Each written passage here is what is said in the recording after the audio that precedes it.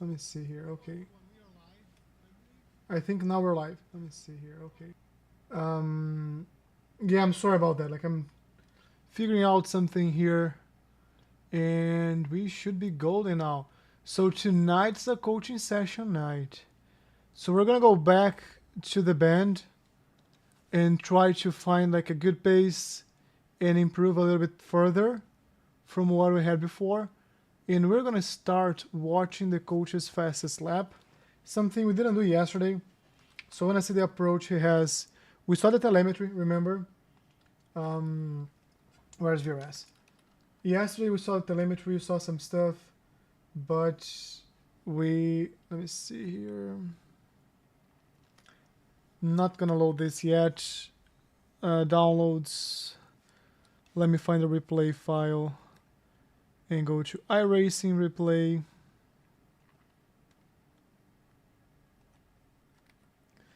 And now we come here, replace this one.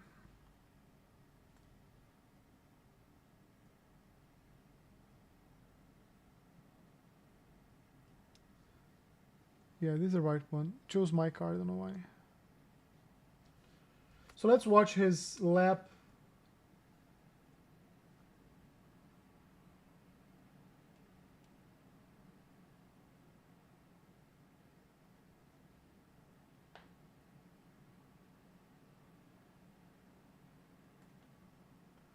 Um,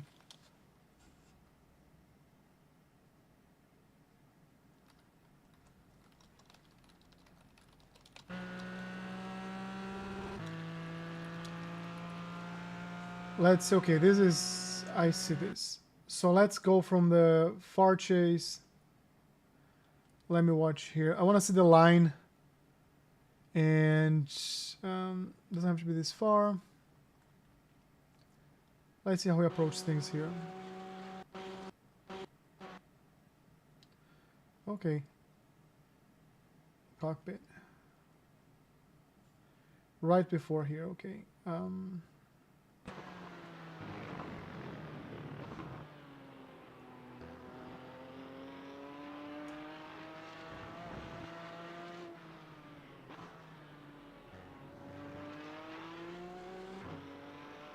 Interesting. A good ABS here.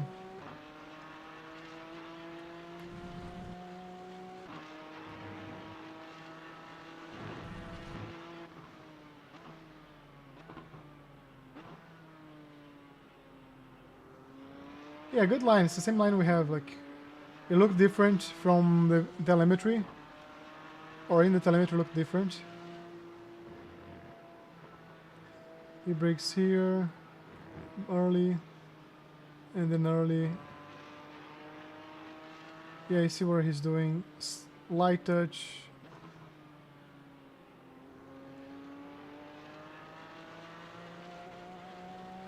Pushes the combs.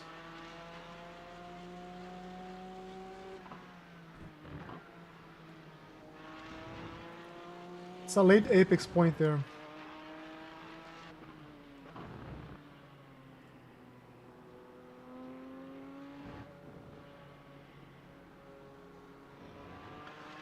Patience on the throttle.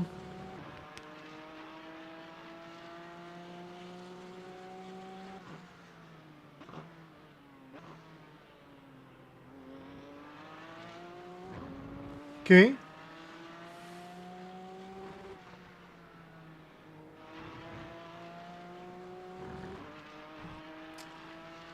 Now let's watch the same thing from the inside perspective, right? From the cockpit.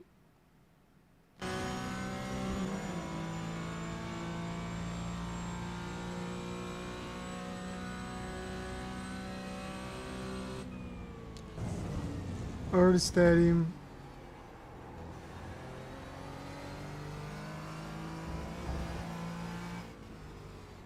Very early on the brake. Try to hug the curb.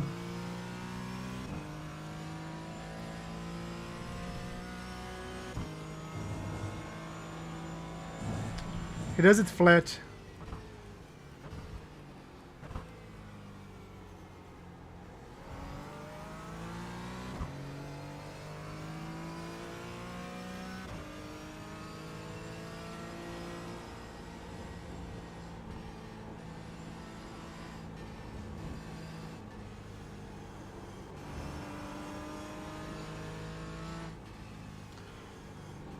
Just really like a gentle, just holding the car, holding the weight on the four wheels.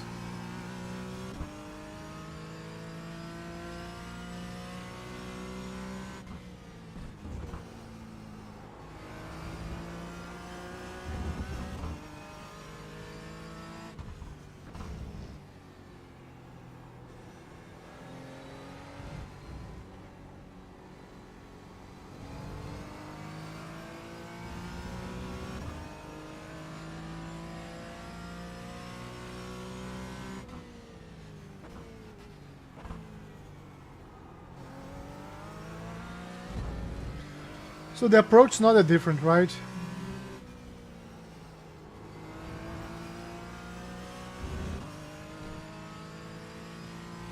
He really like carries more speed than I do. That's it. So good, good. Now let's go back and try to do it.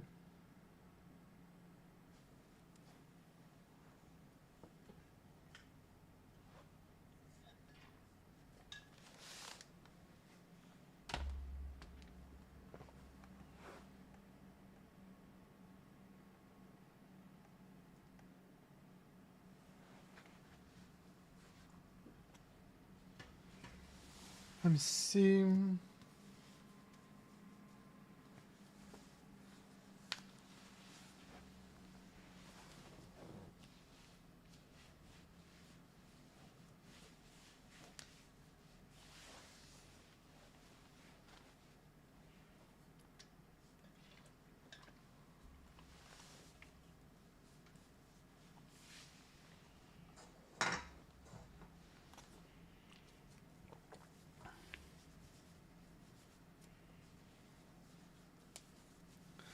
All right, let's do it. The coaching session is gonna be in about. Are we live? I don't think we're live.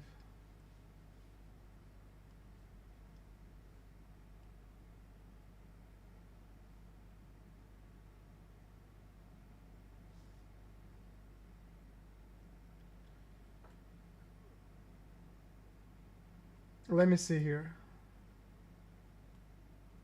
Let me see here. Yeah, I see myself live. I think we're live. Like you, it's showing me offline here though. I think we're live. Like you, it's showing me offline here though. I think we're live. Like all right, whatever. Let me just text my wife here and see and ask her to check if I'm live. Thank you. So she can see from a different screen.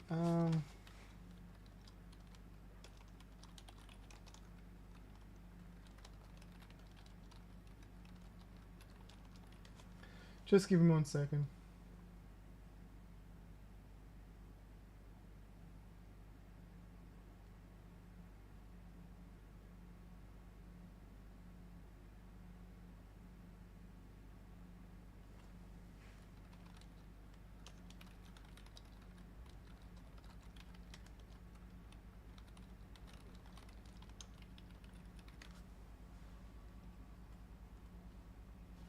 Okay, wife is saying live.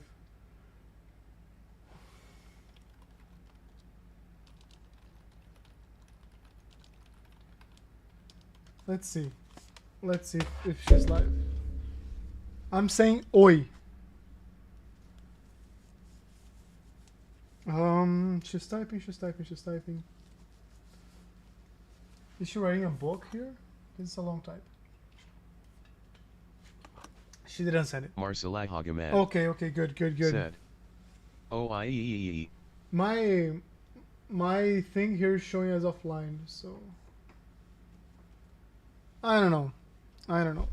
Let's continue doing what we're good doing, which is running cars, not necessarily mastering YouTube.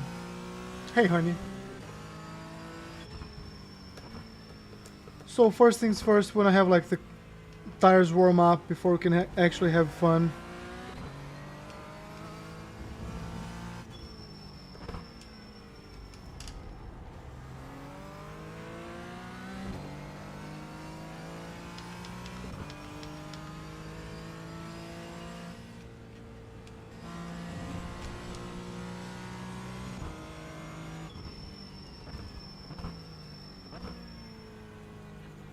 Right now all we're trying to do is get the tires up to temp, so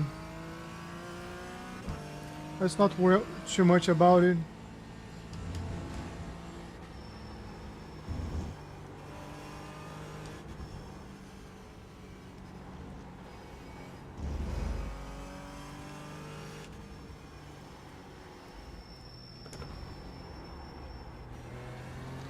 This is how he approached this corner, I think.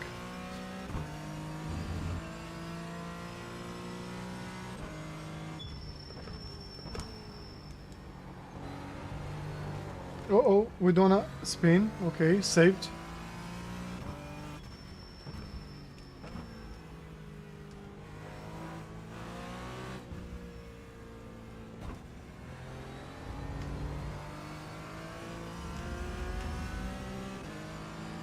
Good exit though.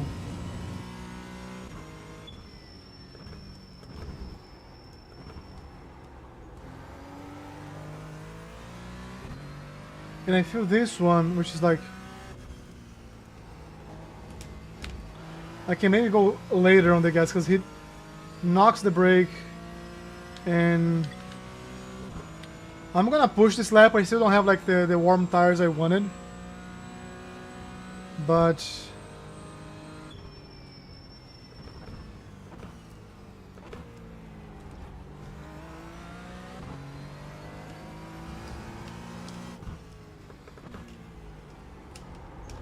yeah, like this is the thing with the colder tires.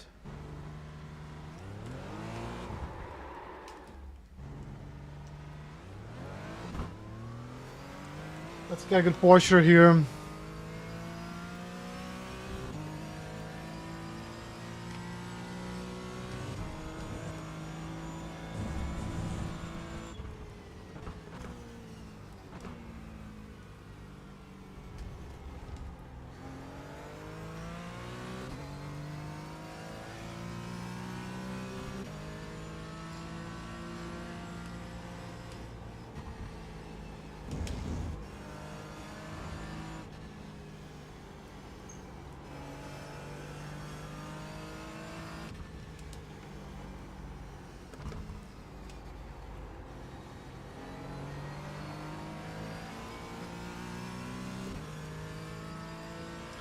That was fast, that was good.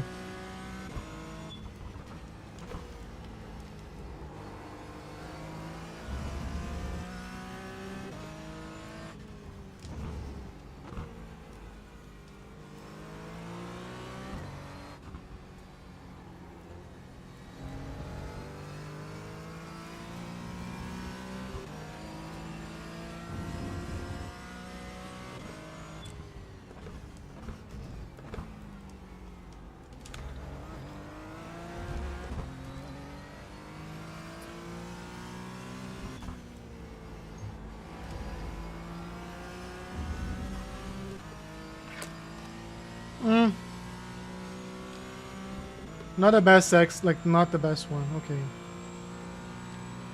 So, maybe better than the previous one though.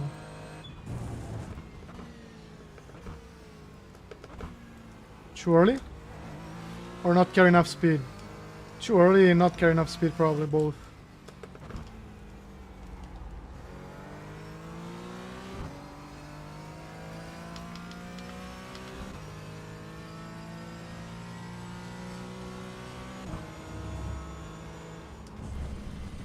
Too late.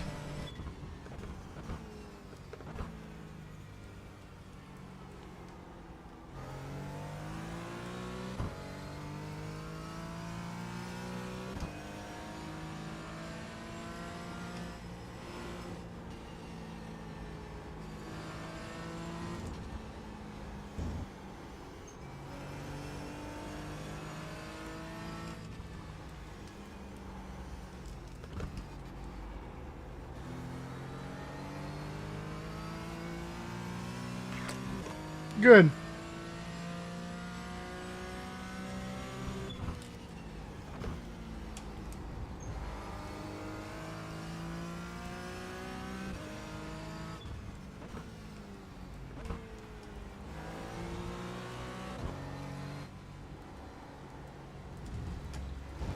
Captain Cook said, my wife and her boyfriend are having room time right now.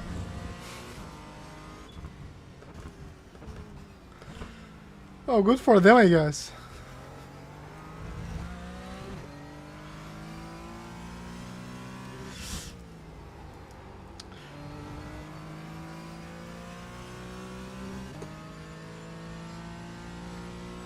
That was your fastest lap of the session.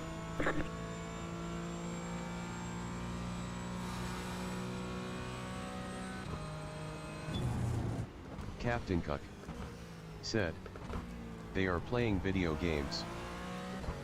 Nice, good. They're playing sim racing.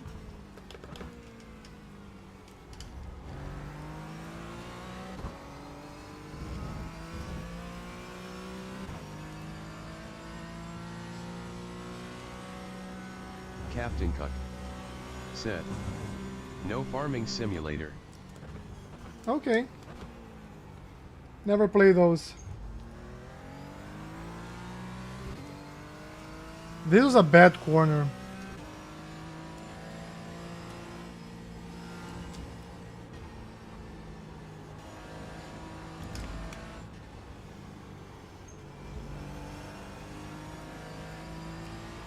Captain Cook Ah, no, no, said, no. they are plowing and planting seed.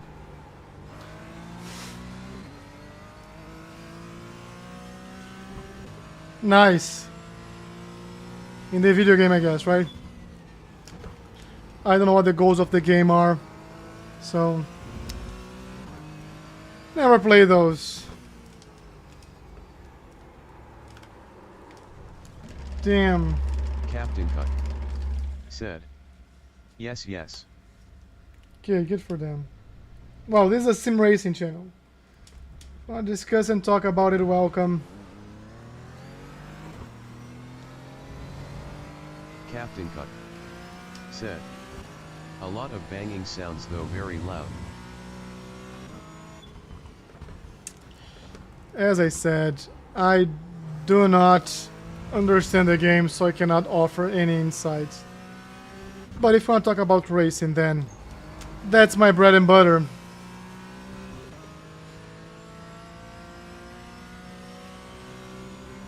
That off track was unfortunate. That off track was unfortunate. But we're getting a good rhythm here. Captain Cook said, they never let me plow. I can watch sometimes though.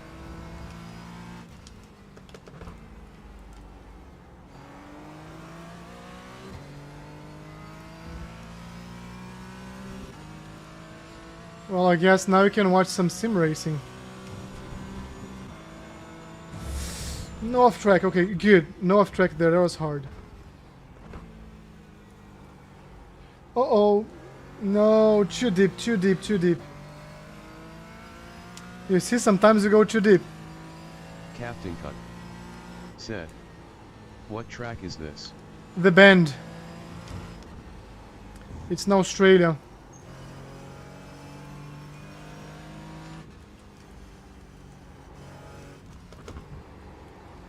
I think it's called Shell V Motorsports, blah blah blah. And the Bend. Captain Cook said, I've never raced this one. My first time as well. I started learning about this one yesterday. So if you go like to yesterday's recording of the live stream, I was trying just to learn the track. Today I think we got like to do fast laps. But I think today we can be faster than we were yesterday. I hope. It's a fun track though, like, I'm braking too hard here. Captain Cook said, my wife's boyfriend sold my sim racing setup, so I'm out for a while. Oh man. Oh, that was our fastest S time. So if you can play but you like watching, welcome to the channel.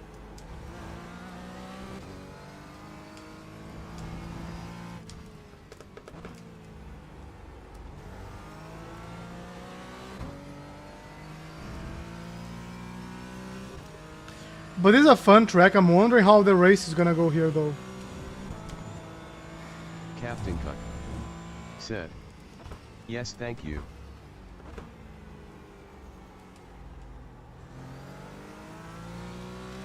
You see, that was not like an ideal corner yet.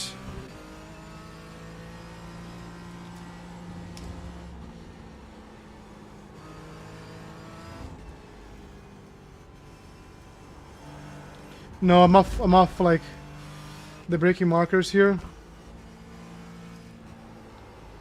I'm very off, very off. Let's reset this one.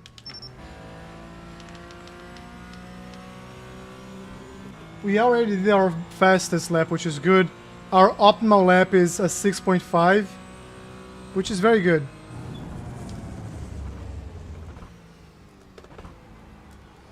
I think I over slowed down the car here.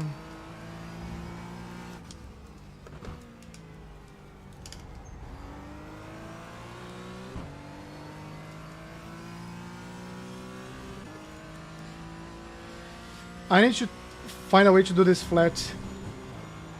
Okay, there we go.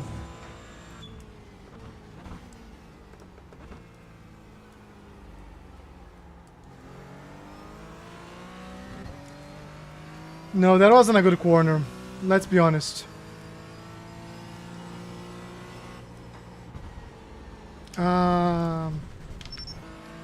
Do I have my tires too hot? No, tires are good.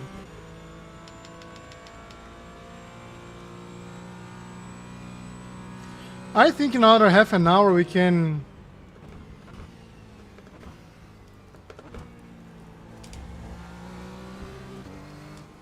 improve.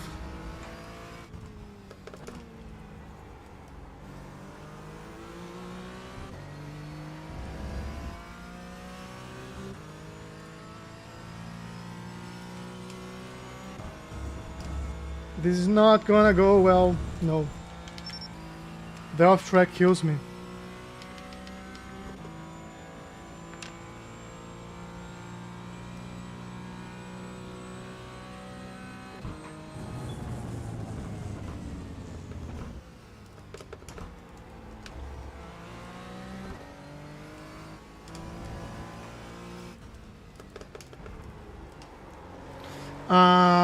That was a good corner. That was a good corner. Let me think here. Let's do it again.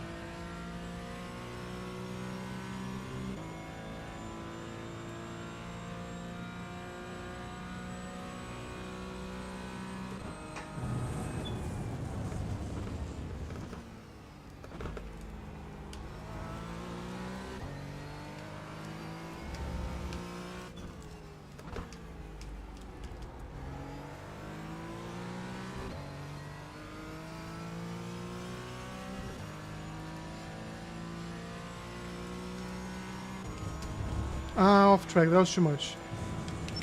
Okay, we're finding the limits, that's important. One of the important things we have to do is find the limits, so...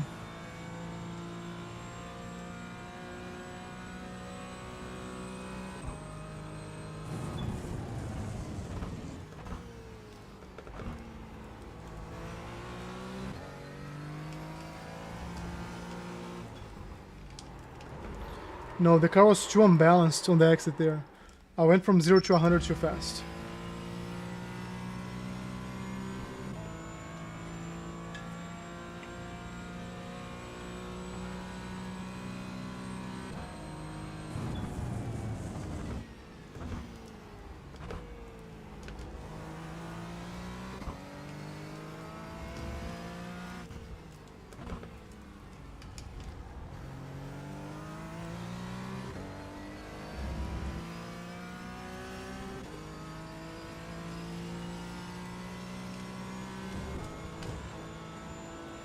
No, I gotta commit to the corner.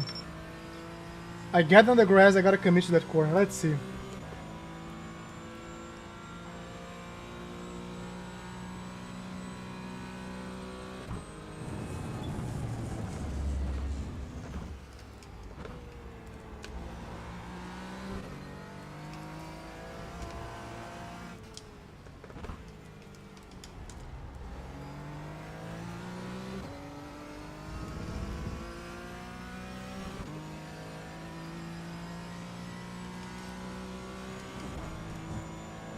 Yeah, there we go.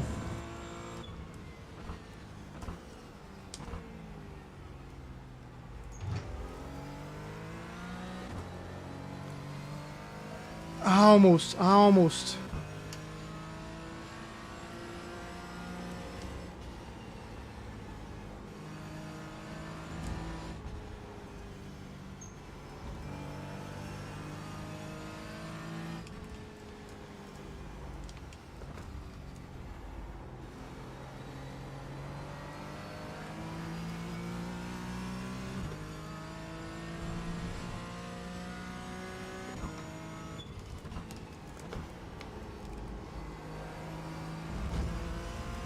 Damn! That was on the limit.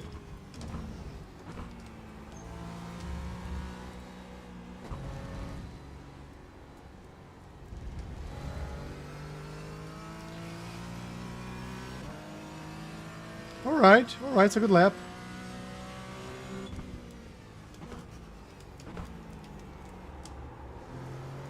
Not a good corner. Not a good corner. No. The last sector was awful. Awful, awful, awful.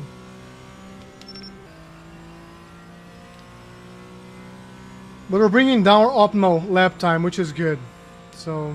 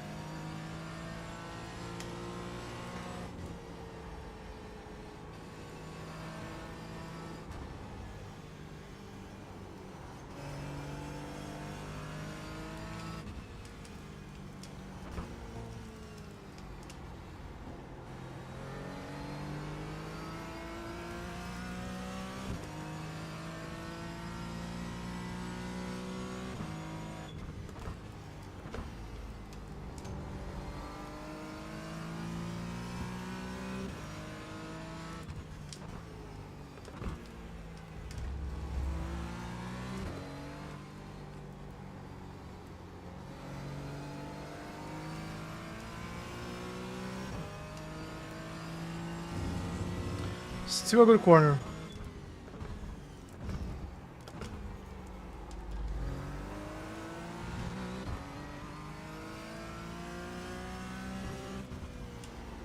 Uh-oh. No. We gotta perfect that corner. Perfect. Like, we're losing a lot of time here. But it's good. Like, we are getting more and more consistent. Which is good.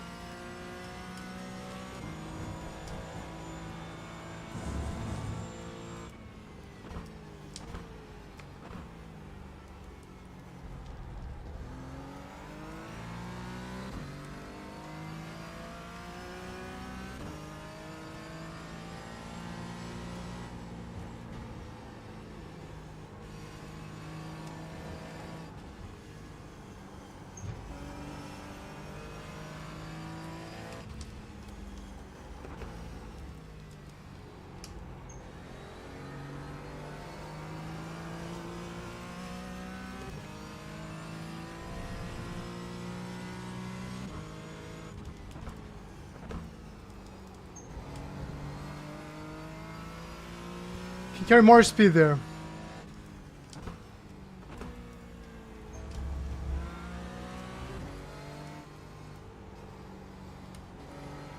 No. You cut that corner and got a slow down penalty. Let's go back to the track here.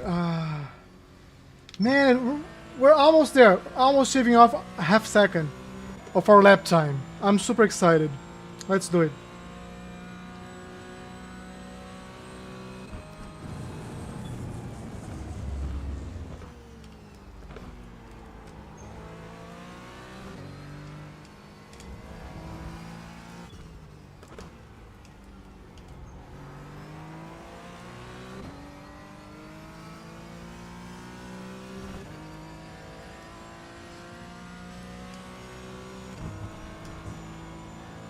Stay, okay?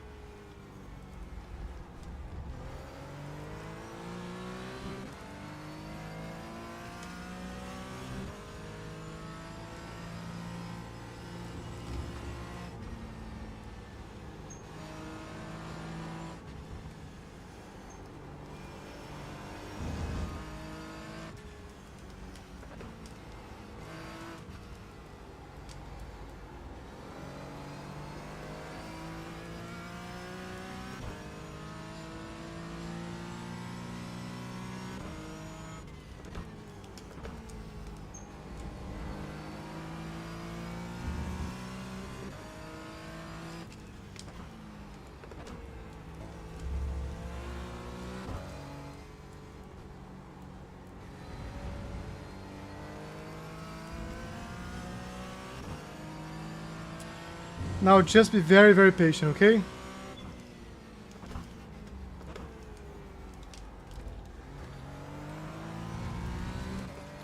Lost some time there.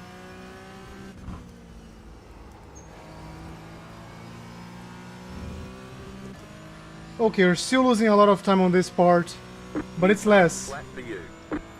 It's a 6-6, so we can do better.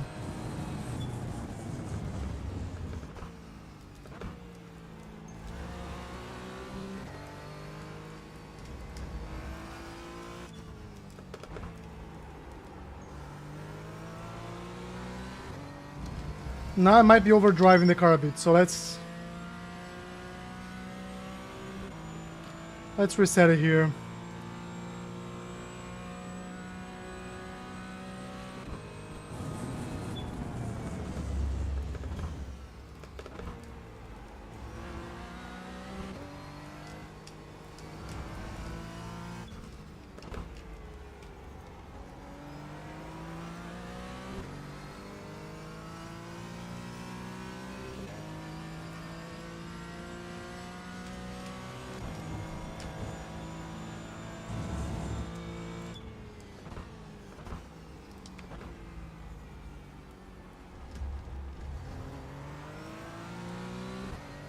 Okay, not bad.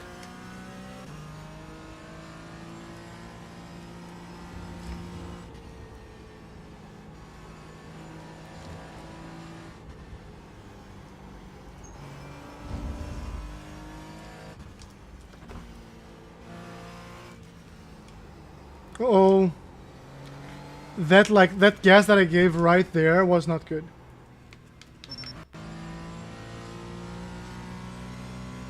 Going to 100% there wasn't smart.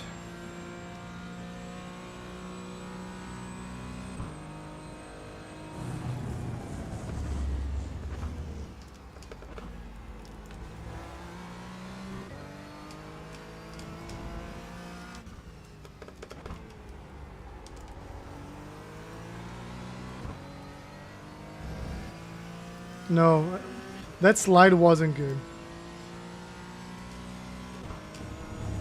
Too much.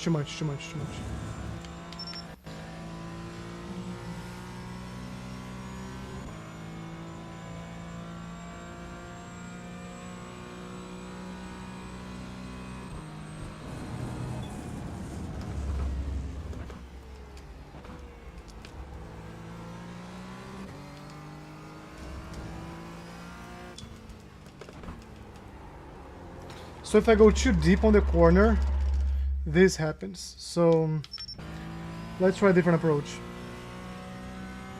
I'm trying to maximize the exit speed there. We might be there already, but I'm trying new things, so...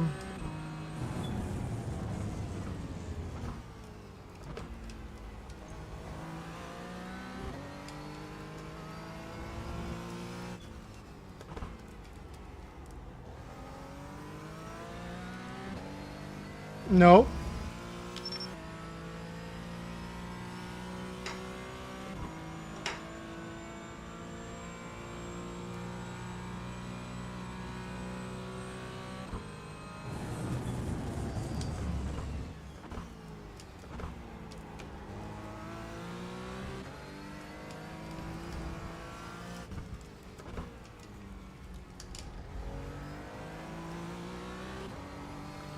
Yeah, it's okay. It's okay. It's okay.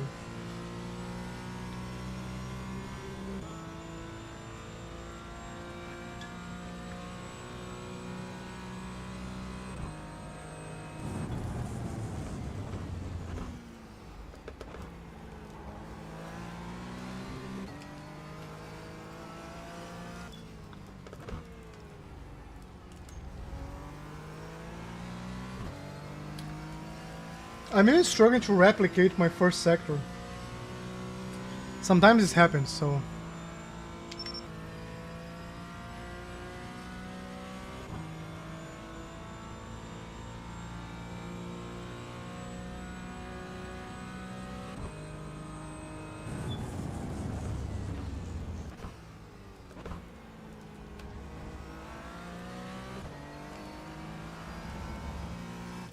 What's going on here, guys? Why? Why I'm losing time if it's the same starting point? Maybe I have to extend some of the gears.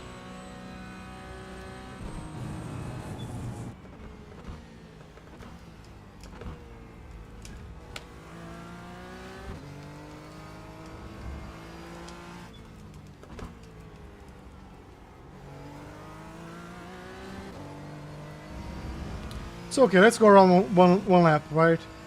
So we can remember the rest of the track as well. It's gonna stay in? It did. Good.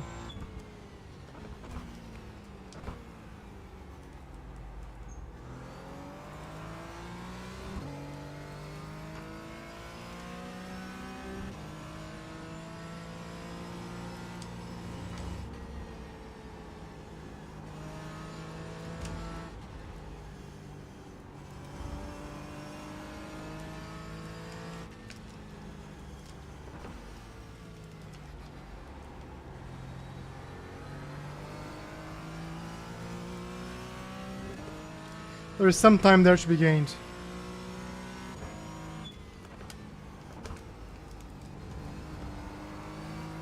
No. Commit.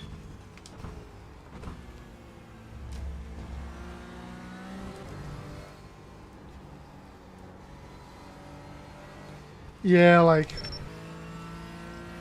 I gotta go early on the brakes there, so I can go early on the gas as well.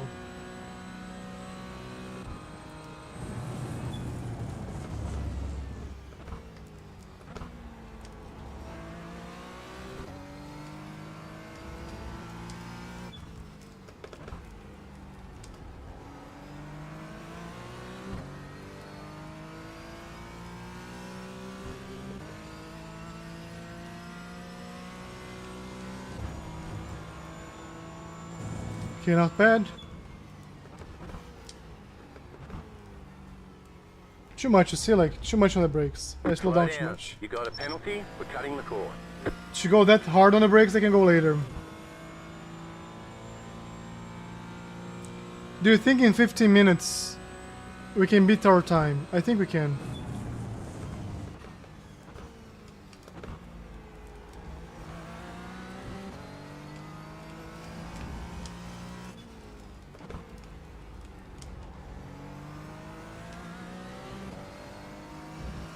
No.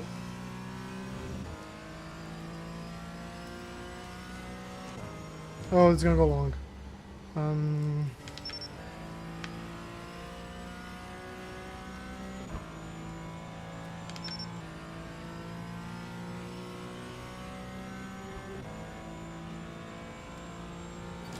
Oops.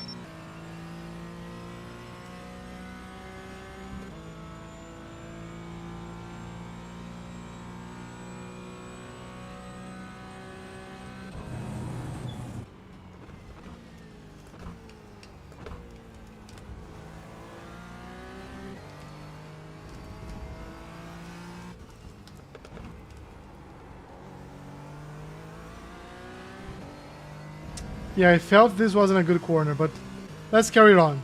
Let's carry it on. No.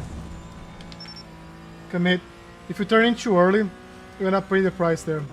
So let's go for a good fast laps, like.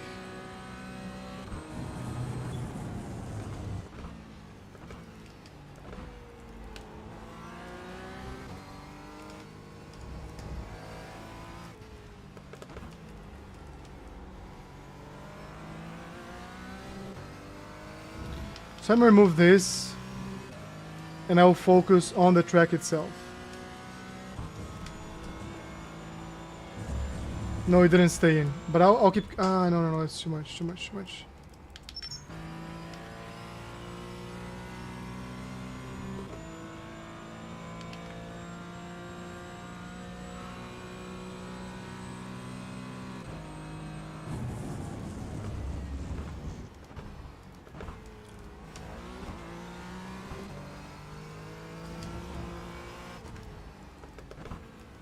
No.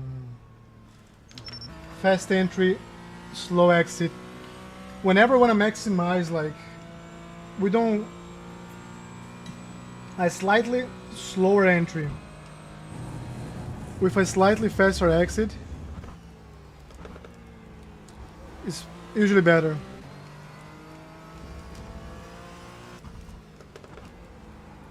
Even more like if it's an after a sequence that are gonna be flat. That's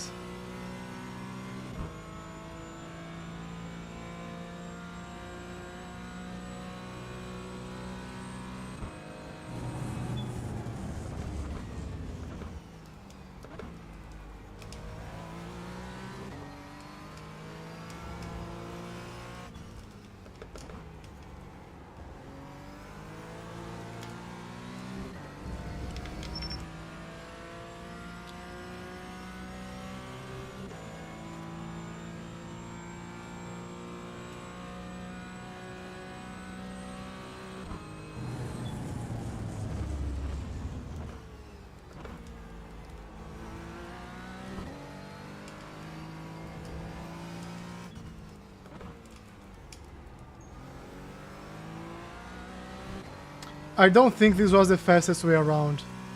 But I'm gonna go for a few laps. Like, I'm not gonna worry about the delta in itself. It's not gonna stay in. But I'm gonna worry about completing a few laps.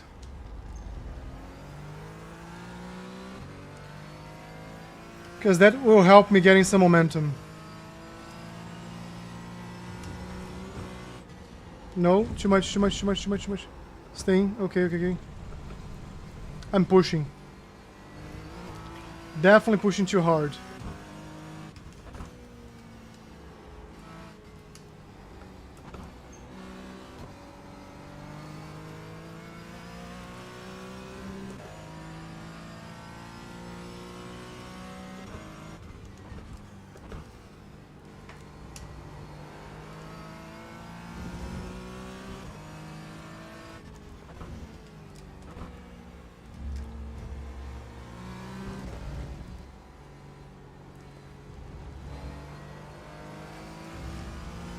Good.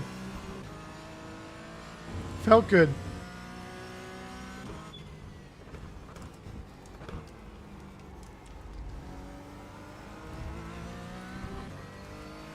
Let's try this one well.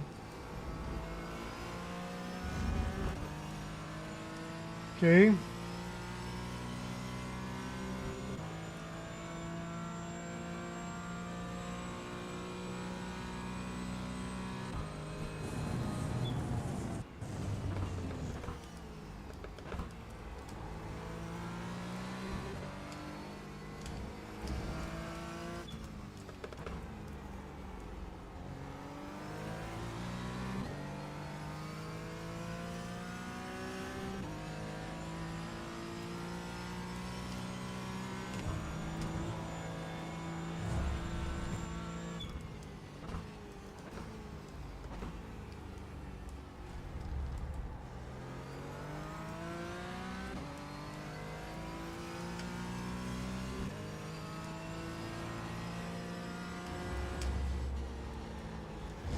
Again.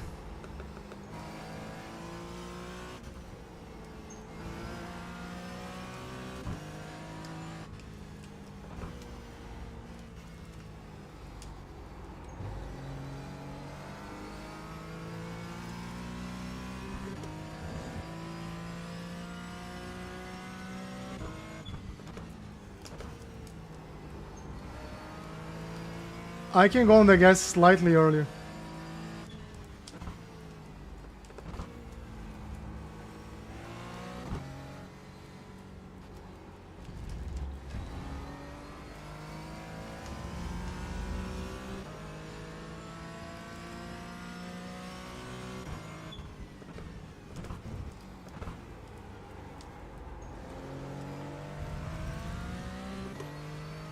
A lot of... Gotta go on the brakes slightly later there. If I nail these corners here, we're gonna be set up for very good success. So 7-8.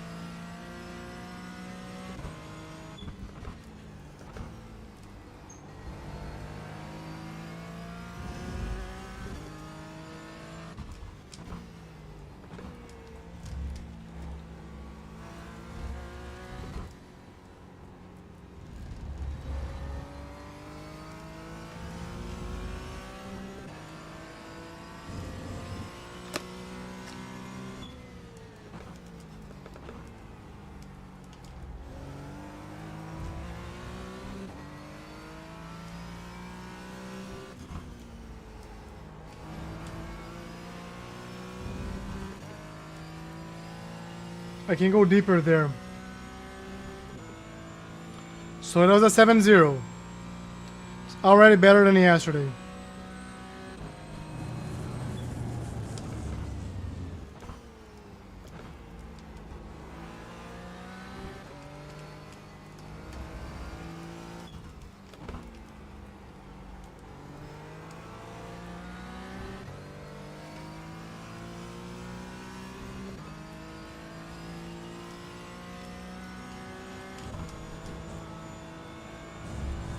Off track.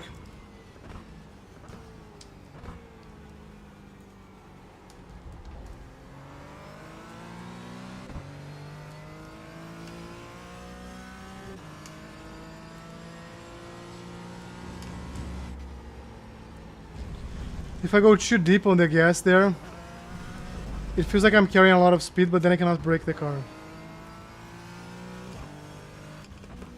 So, gotta change the approach.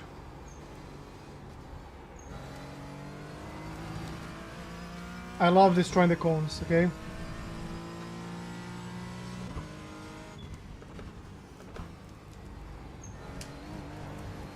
Like it's already slower than usual.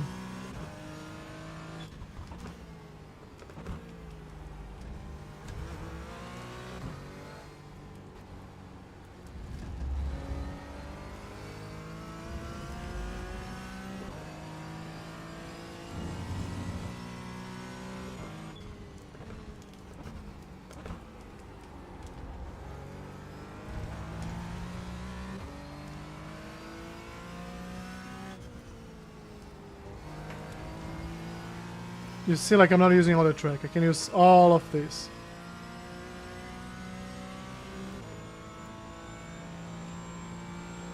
Maybe 2-3 more laps before the coaching session.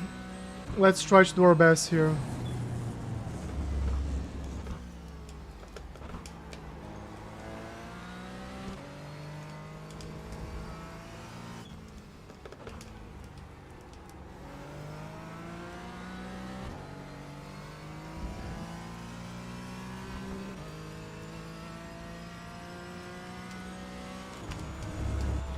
Too much.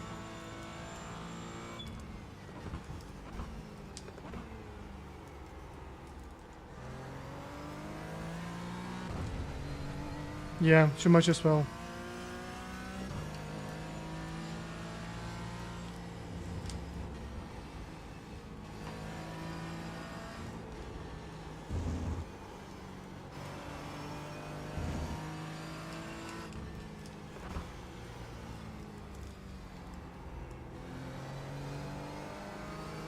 Okay.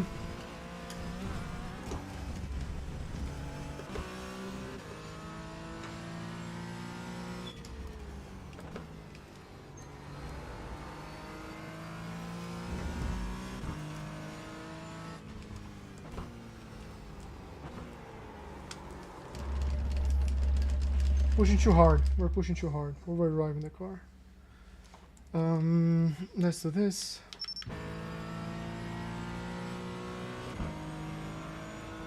Two more laps. Let's pretend these are the 2 last laps of the race, okay?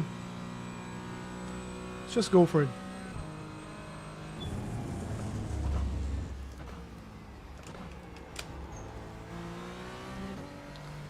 Now I have to save like a very bad...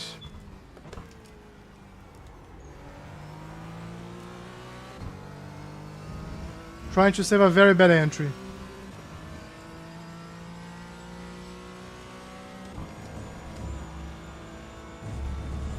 Yeah, I want to avoid like this off track. We have to be able to like master the... But I think during the race we won't be able to go 100% there. This, I'm pretty sure, is track condition.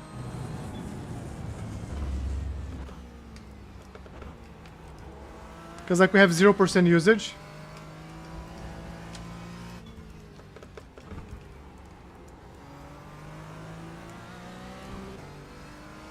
But here now to find a time, I need to get this straight, so...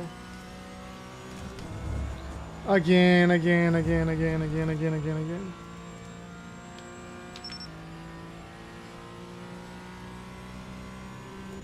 I want to put like just one more best lap. Just one more. Almost there.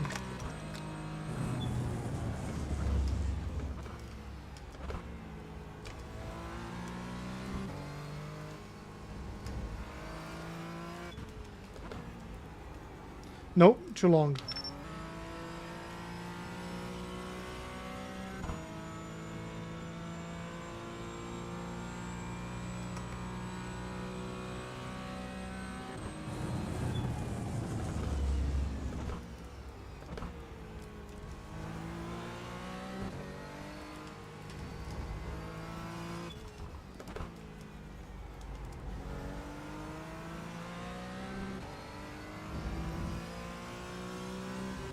Slow.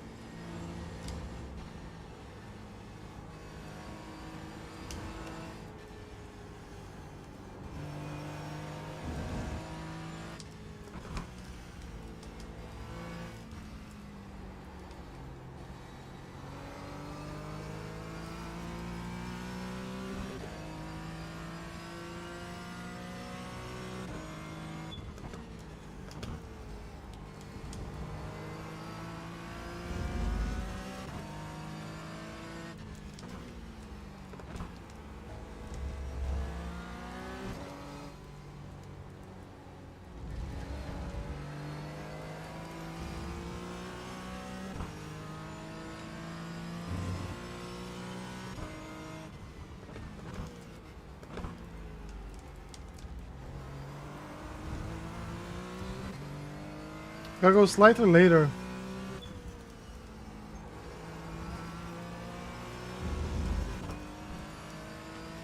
Not ideal. Do we have time for one more? No, we don't. Let's see. But that was like a 6-8, which is not bad. I'm just try. Super late, super late.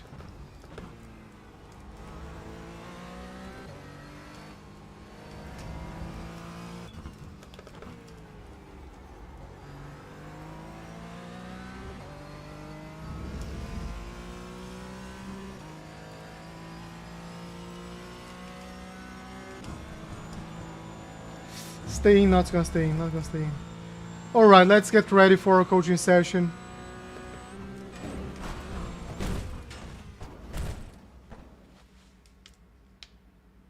Your car is leaking fluid.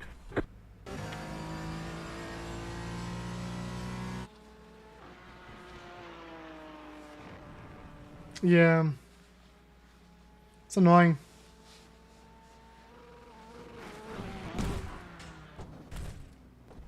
So let me record my fast lap here. This is a good one. I think it actually starts here, right? So record, create slice. Save replay. This is the GT4. The band. So we improved like over half a second from yesterday. Or half a second.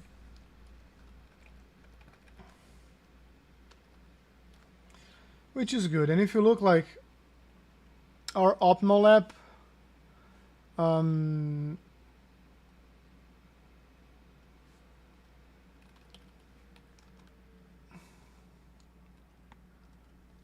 optimal lap was good as well. So I think was very our optimal lap I think was very close to his.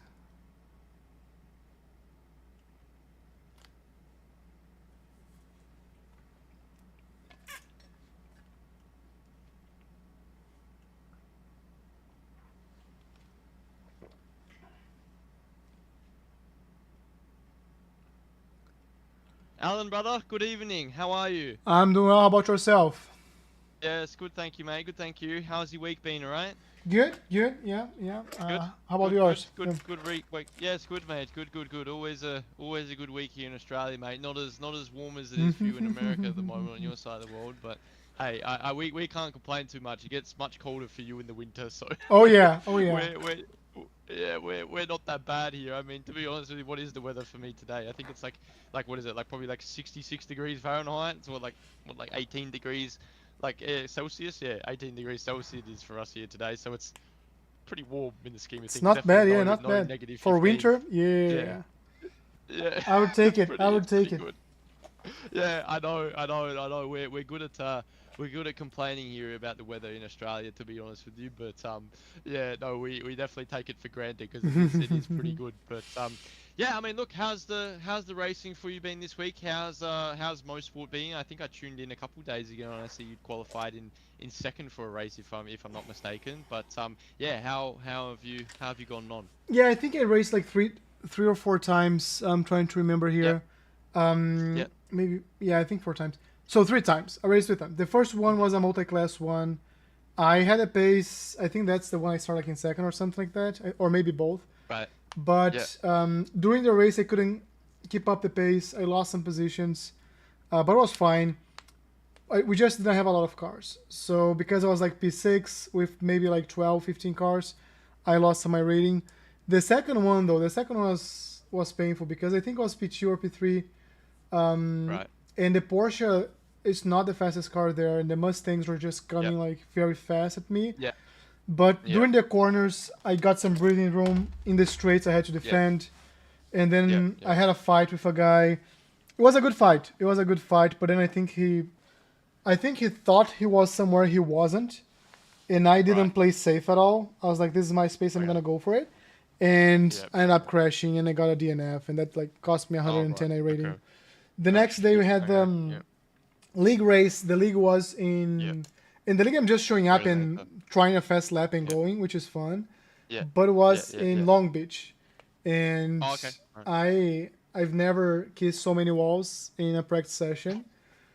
And then to relax from Yeah. the race, I tried to go to the Canadian, and I had a good race. I think that one I Yeah. finished Okay. P3, Good. P4, Okay. Good. consistent Yeah. defending positions, but I couldn't get the top three pace. But that's been it. Yeah. That's been it. Yeah.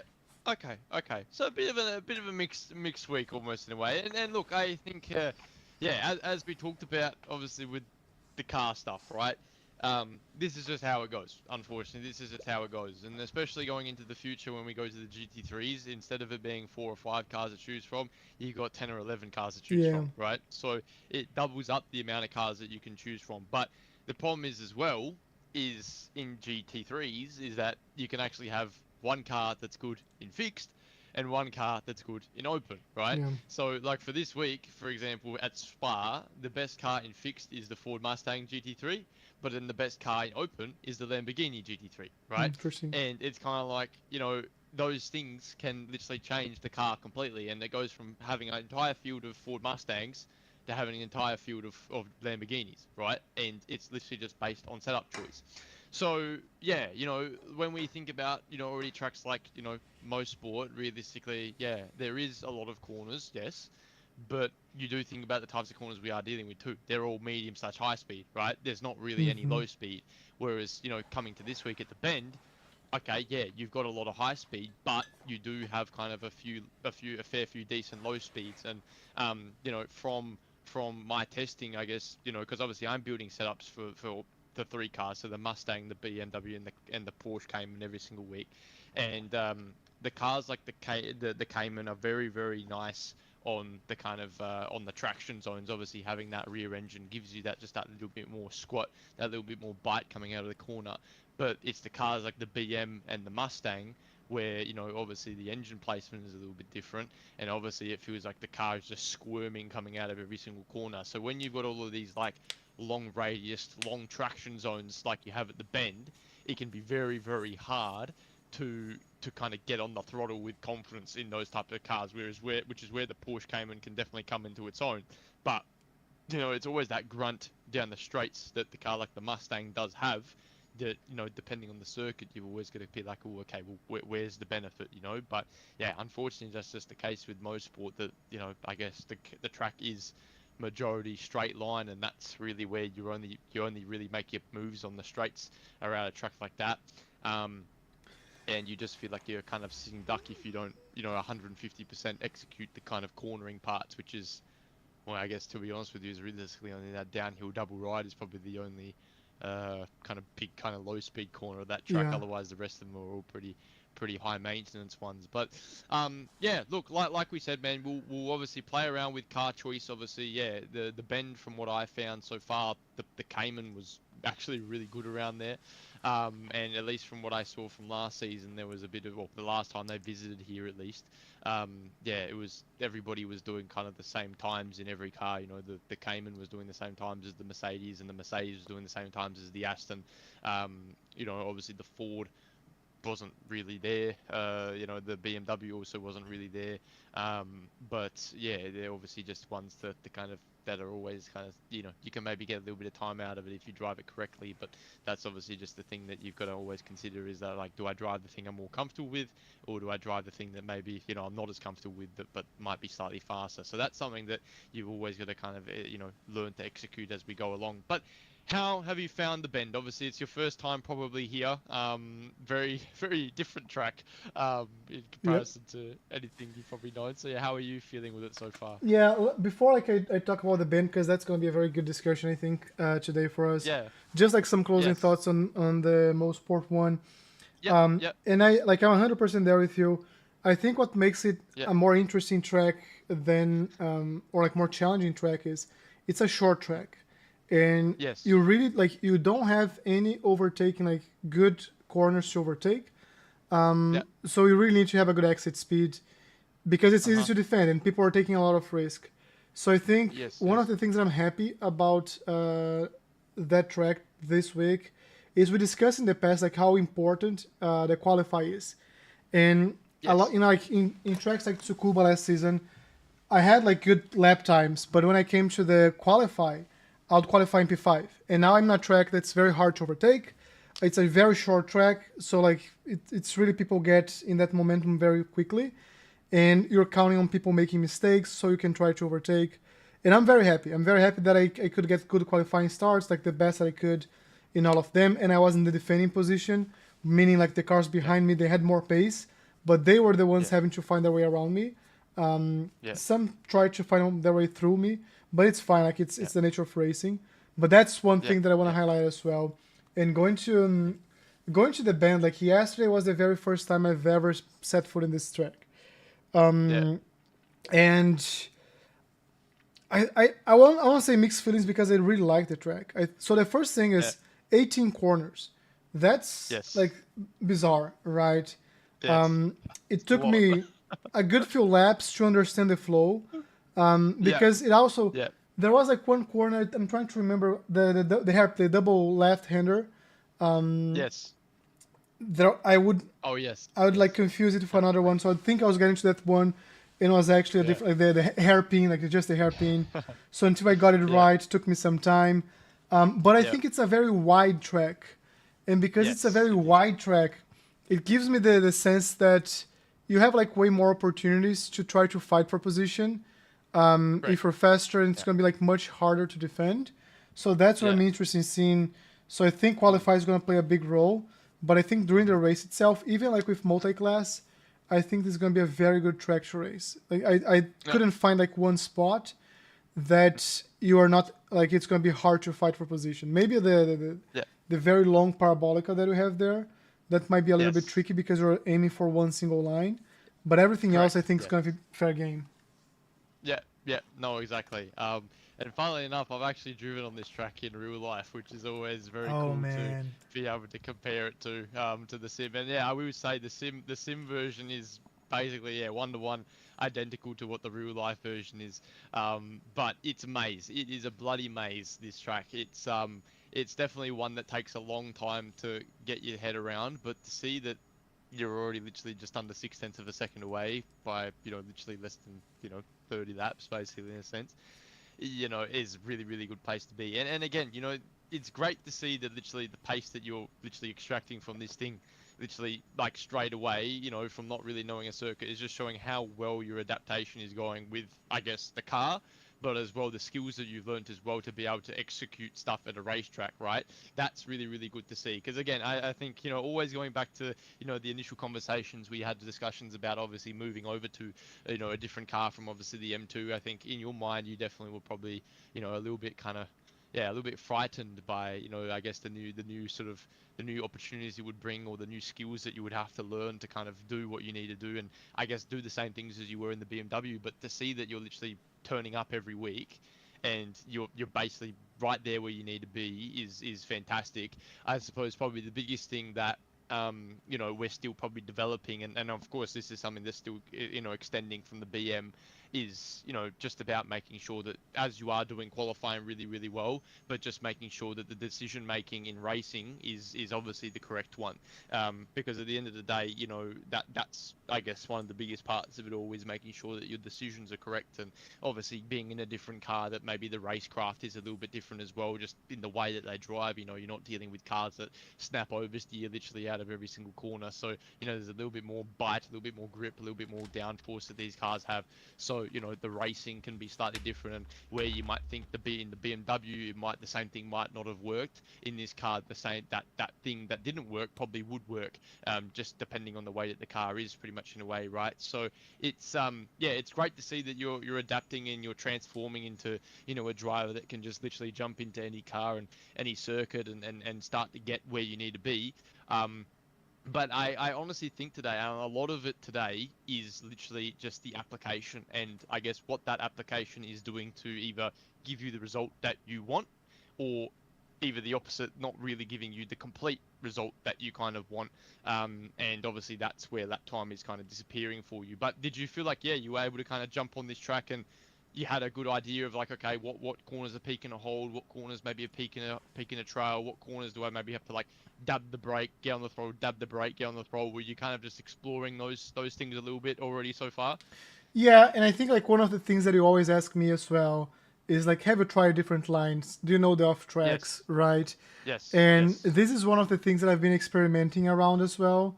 Is like where I can use more track, and like I'm being Right. very fast, like going very tight corner here.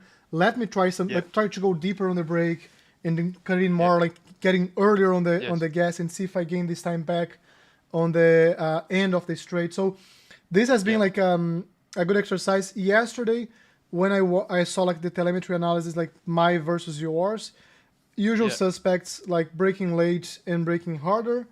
Yeah. And I was like, okay, I have, because one of the things that I have to start doing as well, and that's on me, Mhm. is Mhm.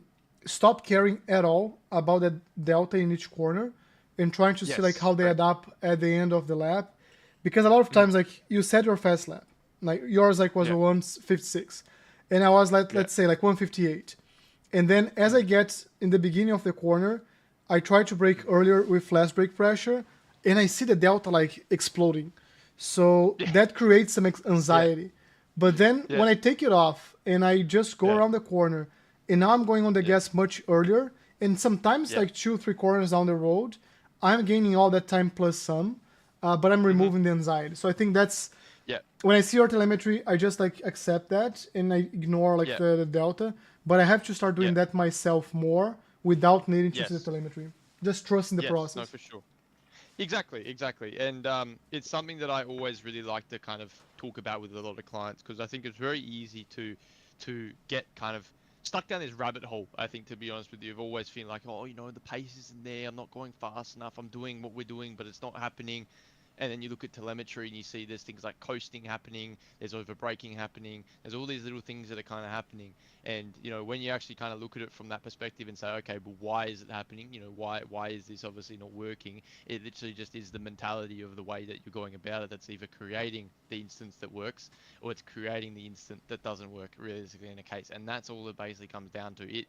There's a certain point in this sport, almost in a way, where it's structure, right? But the rest is how you implement that structure pretty Hmm. much in a way. And there's only so much that, someone else can do to help you with that. Mentally, it's about how do I approach this, right? And taking the right kind of approaches towards things and saying, okay, well, everybody learns in a different way, but obviously at the end of the day, there's only a handful of approaches that you can realistically have with this, and one of the best ones is instead of relying on reactiveness, rely on structure, right? Always rely on structure. And the more that you can rely on what you actually know rather than what you actually feel, it changes the game because it means that you can find a point so much easier and feel like that that's when the consistency also comes around for you as well, is when you just feel like it just happens because you know that needs to happen. So that's starting to happen a lot more consistently now, which is really good to see. And I'm very happy to see that you can kind of take that on board and notice that yourself, because yeah, I'll be honest, like it's not a very easy thing for people to adapt. It can be very, very tough because I think, again, just the natural habit is chase, chase, chase, chase, always chase the number, chase the number, chase the number. But the more that you chase the number, the more that it starts to become harder for you to extract it when you're under pressure, when you've got Yeah. 2 laps to do it, when you need to kind of do it in that one perfect lap and you've got one chance and one opportunity to do it. That's when it never happens, and that's when you then qualify P15 instead of qualifying P3, which is like what your best lap relatively should have been. But because of all of those little kind of gremlins in your mind telling you every reason why you can't do it and trying to chase a number and trying to do something that the car doesn't really want you to do, that's when it all kind of falls away. So I'm glad that you're able to pick that up and take note of that on your own sort of perspective and on your own basis, because yeah, it is something that kind of definitely, from what I've seen over the broad community, is something that definitely is quite common to happen. So the fact that you can kind of execute that is really, really good. Now, for what I've seen, as you can see, obviously corners like T4, 5, 6, and 8, really, really good, right? Obviously, that little hairpin coming into 6 and 8 is obviously one that, yeah, typically a lot of drivers really have a hard time of executing. So to see that you can go and do that and be over half a tenth faster is absolutely fantastic. Like I always say every single week, and like you always mention, the fact of the matter that you can start getting time out of the car more than I can really shows that your execution of everything is really great, right? And you know, obviously that just shows that Captain Cook you're starting to feel said, things a lot more, and you can kind my of sort wife's of BF just apply that planted structure seed too correctly deep. to what you're feeling and how you know you need to do it. And that is where then you find that edge over me, is that you're doing it in your way. You know, you're doing it in your way and what you feel works in the car. And that's always something I can take on board as well, and always say like, look, at the end of the day, you went faster than me there. What can I maybe do a little bit better to execute that? Because again, I'm not perfect. You know, we're not all perfect. I'm definitely, definitely, pretty good with most of these places. And again, I've driven here in real life, and it's a case of, you're still able to kind of get that little bit more out of me. So it's just a case of there's always things that I can improve, but to show that you're kind of finding ways to do better just shows that your understanding is really, really good. So that's obviously fantastic to see. But of course, then there's a couple like 11 and 12 where maybe there's a little bit of time lingering around, and then kind of just around a tenth realistically everywhere, which at the end of the day only adds up to just under 6/10, which is a really, really great place to be. So yeah, let's have a look anyway and see what's kind of going on. But yeah, I mean, 1 and 3. How is this corner feeling for you? I guess from an initial standpoint, obviously not an easy one. I guess the braking zone coming into the corner, I guess I'm sure was one that probably caught you out a fair bit, in terms of like how late you could brake or how early you could brake or how soft or how hard you were needing to brake. So, how are you feeling with this section from an initial standpoint? Yeah, so on this combo, I think the hardest one to adapt was the three, right? And kind of like things fall in place once you get the braking position in the first corner right, or the braking marker right. But I feel like during a race, you might go deeper on the corner, brake harder to defend the position, and things like that. But if you remember, when you get to T3 here, because of the sun position, you can barely see the corner. So you have kind of like to understand very well the track and have like a very good spatial awareness, because you won't Yeah. see the corner itself until it's too late. And what I saw, like when I saw your telemetry, your like a lap, like your fast lap that we play, I was trying to avoid the ABS at all cost. And I saw that like in the second half of your braking mark, or the shape of the brake, like the curve of the brake, you get more in the ABS. And I think that helped me understand like this corner is one Yeah. that like the trade-off is there, because I was trying to avoid it, Yeah. and I would like get too much speed, so then I have to slow down everything else and cost me too much time overall. But once I saw like the ABS here is going to be like a good thing to Yeah. be used, that helped, Yeah. and that's how I shaved Yeah. down so much time there. Yeah, no, fantastic. And look, I think the biggest thing, especially as we keep on moving up the kind of the car chain almost in a way, with in terms of ABS as well, almost in a way, man. Like don't get too overworked about it, right? Don't let it kind of overroll you kind of what you're trying to do almost in a way, because we always know that from an ABS perspective, yes, we obviously never want to hit it, right? But the fact of the matter is that as we continue working up these kind of this car ladder and everything starts to get faster, cars start to get heavier, obviously the loading of the actual weight transfer starts to be a lot more aggressive. Unfortunately, what you're going to find is that there's not really any workaround to that kind of trade-off of having zero ABS in the trail phase and having ABS in the trail phase. There's no way that you can really control that.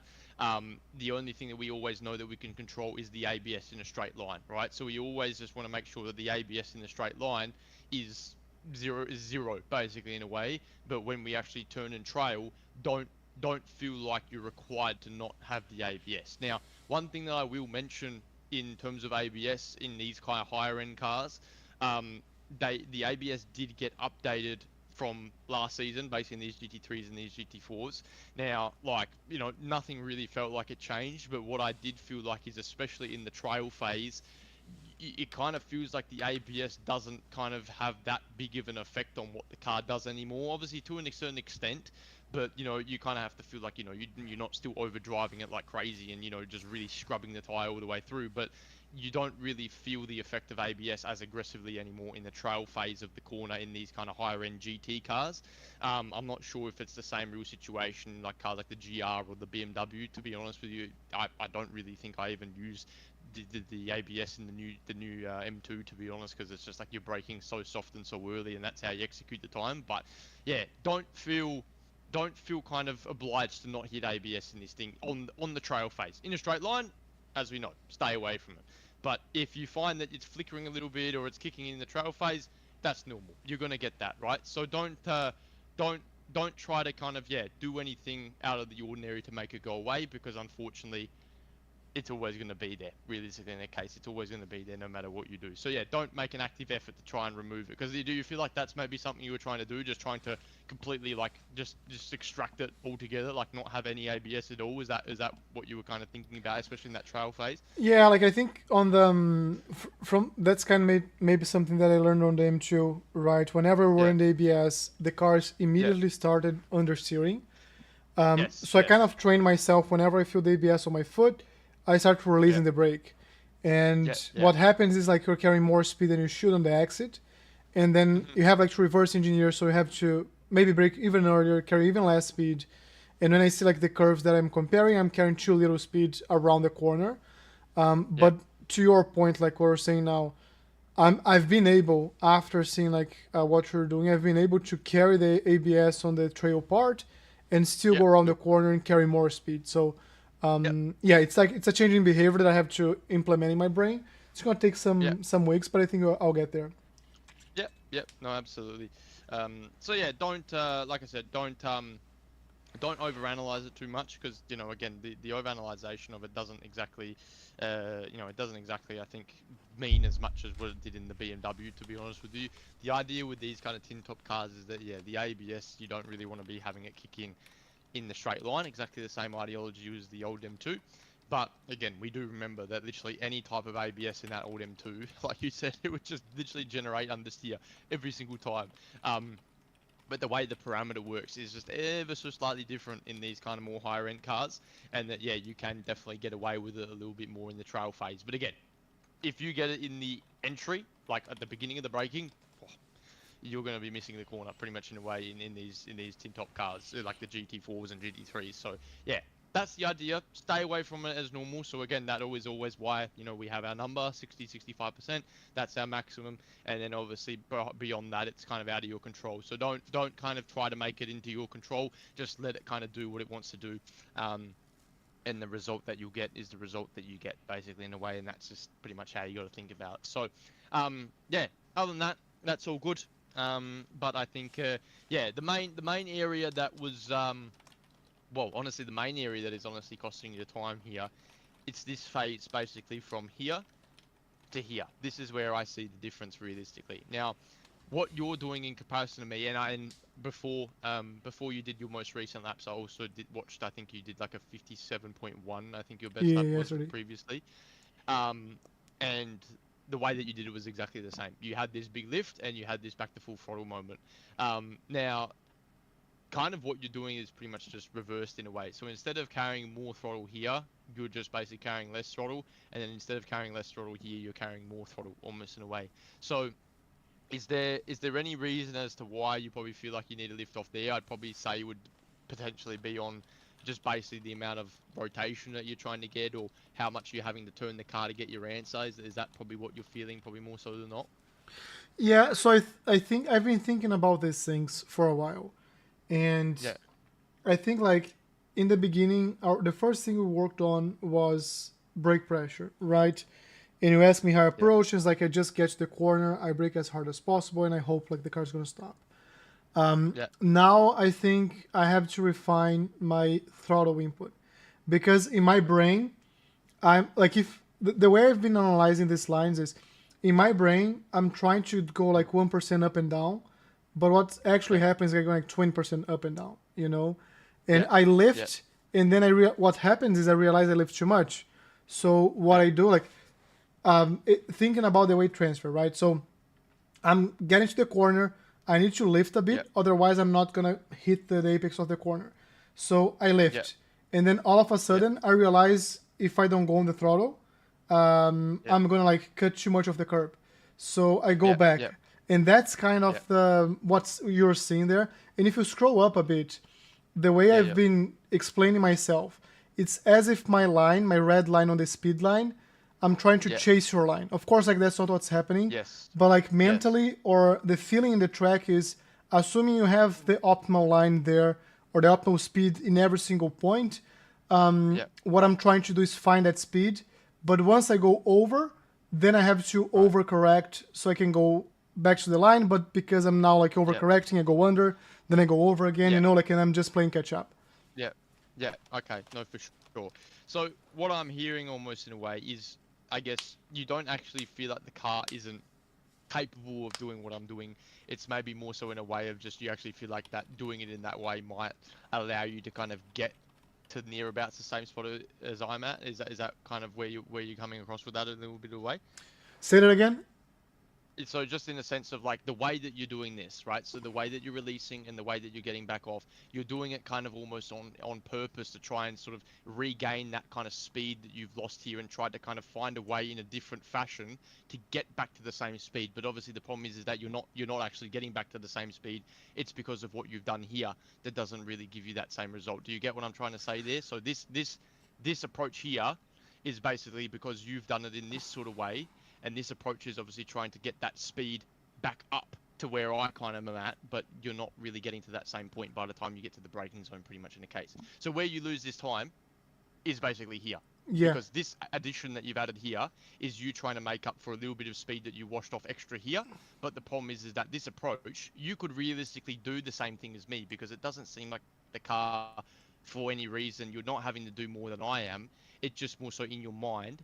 That's maybe what you think is the best way to go about it. Is that kind of, does that make sense a little bit? It's like it's a combination of what you just said, and like you, if you close your eyes and you say like I want to go 83.5% of my throttle, you can probably get that. And if I close my eyes and I say like I want to go 80%, I'm gonna be somewhere in between like 70 and 90. So I think it's what you just said plus like my lack of refinement that I have to work on to exactly like get closer and closer to the line, so these things are gonna look much better. Yeah. Does that make sense? Yeah, no, absolutely. So I think there, realistically, right, because the big thing that I saw in both the laps that I looked at, you were doing the same thing, right? Obviously not maybe at the perfect pressure at the same point, like obviously, you know, not every single time was probably, 50%, but the same approach was there. So the approach that we need to change is that, okay, like, look, at the end of the day, you went slightly deeper, you went a little bit softer initially, you squeezed into a little bit more at the end, but it didn't mean that you couldn't achieve what you wanted to achieve here. Because again, like I said, you've got less steering angle than me right now, right? And track positioning as well, it's not like you're out of position. If anything, you're actually in a better position, to be honest with you, because you're actually sitting a little bit more to the right than me, right? So what that should typically mean, if you're sitting more to the right, you open up the radius of this corner, let the car go more, right? You can see then, look at the line that comes out of here. See how you try to pitch it more to the left and I pitch it to the right? That's the little difference. But that difference stems from that. Yes. So instead of trying to lift more and get the full throttle, lift less on the direction change and get to about 90%. Don't get back to full throttle pretty much from that exit of turn 1 to the entry of turn 3, pretty much in a way. Lift back, but don't lift back to maybe 50%. Try and lift back to around 70, 75, right? That's the 10th. That's it. That's literally where the time is here between me and you. That's it. So we just need to slightly adjust that, and that's basically the thing. But again, it's interesting as where that answer comes from of how you get to that point. It's just the way that you kind of think about the entry of the corners and the type of corner that you're dealing with as well, and what your best approach is of doing it, and just learning how to use up maybe more of the track and understanding that you don't need to maybe use up as much of the track almost in a way to get the result that you're looking for, right? So does that open your mindset more to that corner, and I guess just opens up a bit of a different perspective of things as well, of just saying, look, like, there's different ways we can go about it, but it's just more so about saying, okay, well, it can actually be the line that maybe you're taking and the way you're approaching it that actually changes the amount of pressure, up and down the pedal that you're trying to do. Yeah, and I think like translating what you said into what how I can actually see that during the corner is on T2, I should not be over indexing into going too much into the curb. So in this one, it's going to be okay if I miss it by a bit. It's going to still be a good setup for the next one. And that's going to naturally reflect in how much I lift and how much I hold. I think that's what I'm hearing. Yeah, exactly. So don't be too minute with positioning the car, in certain spots. Just let the car kind of end up where it wants to end up, and just allow the kind of throttle to be that kind of point that point and shoot kind of sort of indication for you, and just experiment with maybe, how much throttle can I actually carry through this corner to where the car then actually feels like it's unbalanced. And that's kind of what I'm experimenting with here, just saying, okay, well, I can still carry a really, really high level of throttle here, and the car still feels like it's doing what I kind of needed to do. So yeah, obviously it's a consistent approach. It's happened on 2 of your fastest laps, so obviously that's the way that right now you're thinking about it.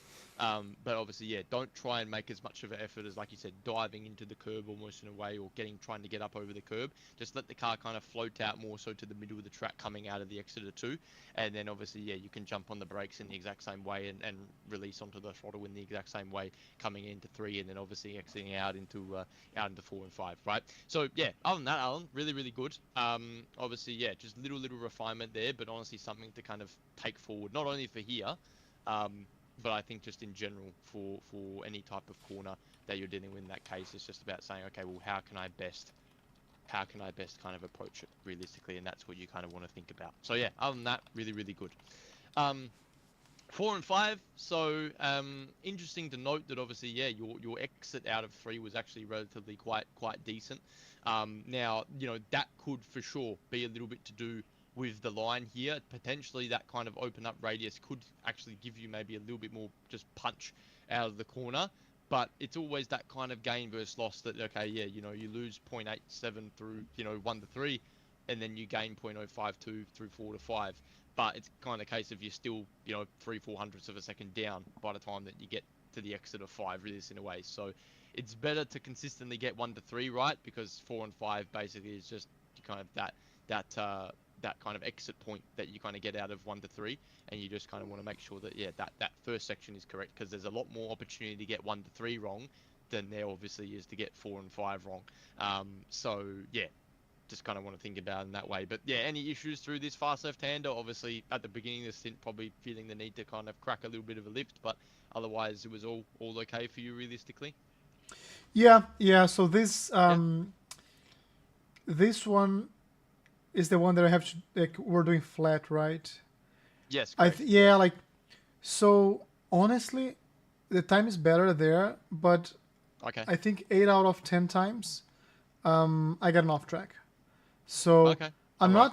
not like too worried about it, because I think there's like a 95% chance when it really comes to the next week, track usage is not going to be 0%. So we're going to have like less grip. And I think it's going to be Yes. very, very Yes, hard to do correct. this like completely flat. But Yes. I'm trying to find like the exact limits of working on the left, on the right, and I think I found Yes. it. And I think that's what Yes. matters here. Yes. No, absolutely.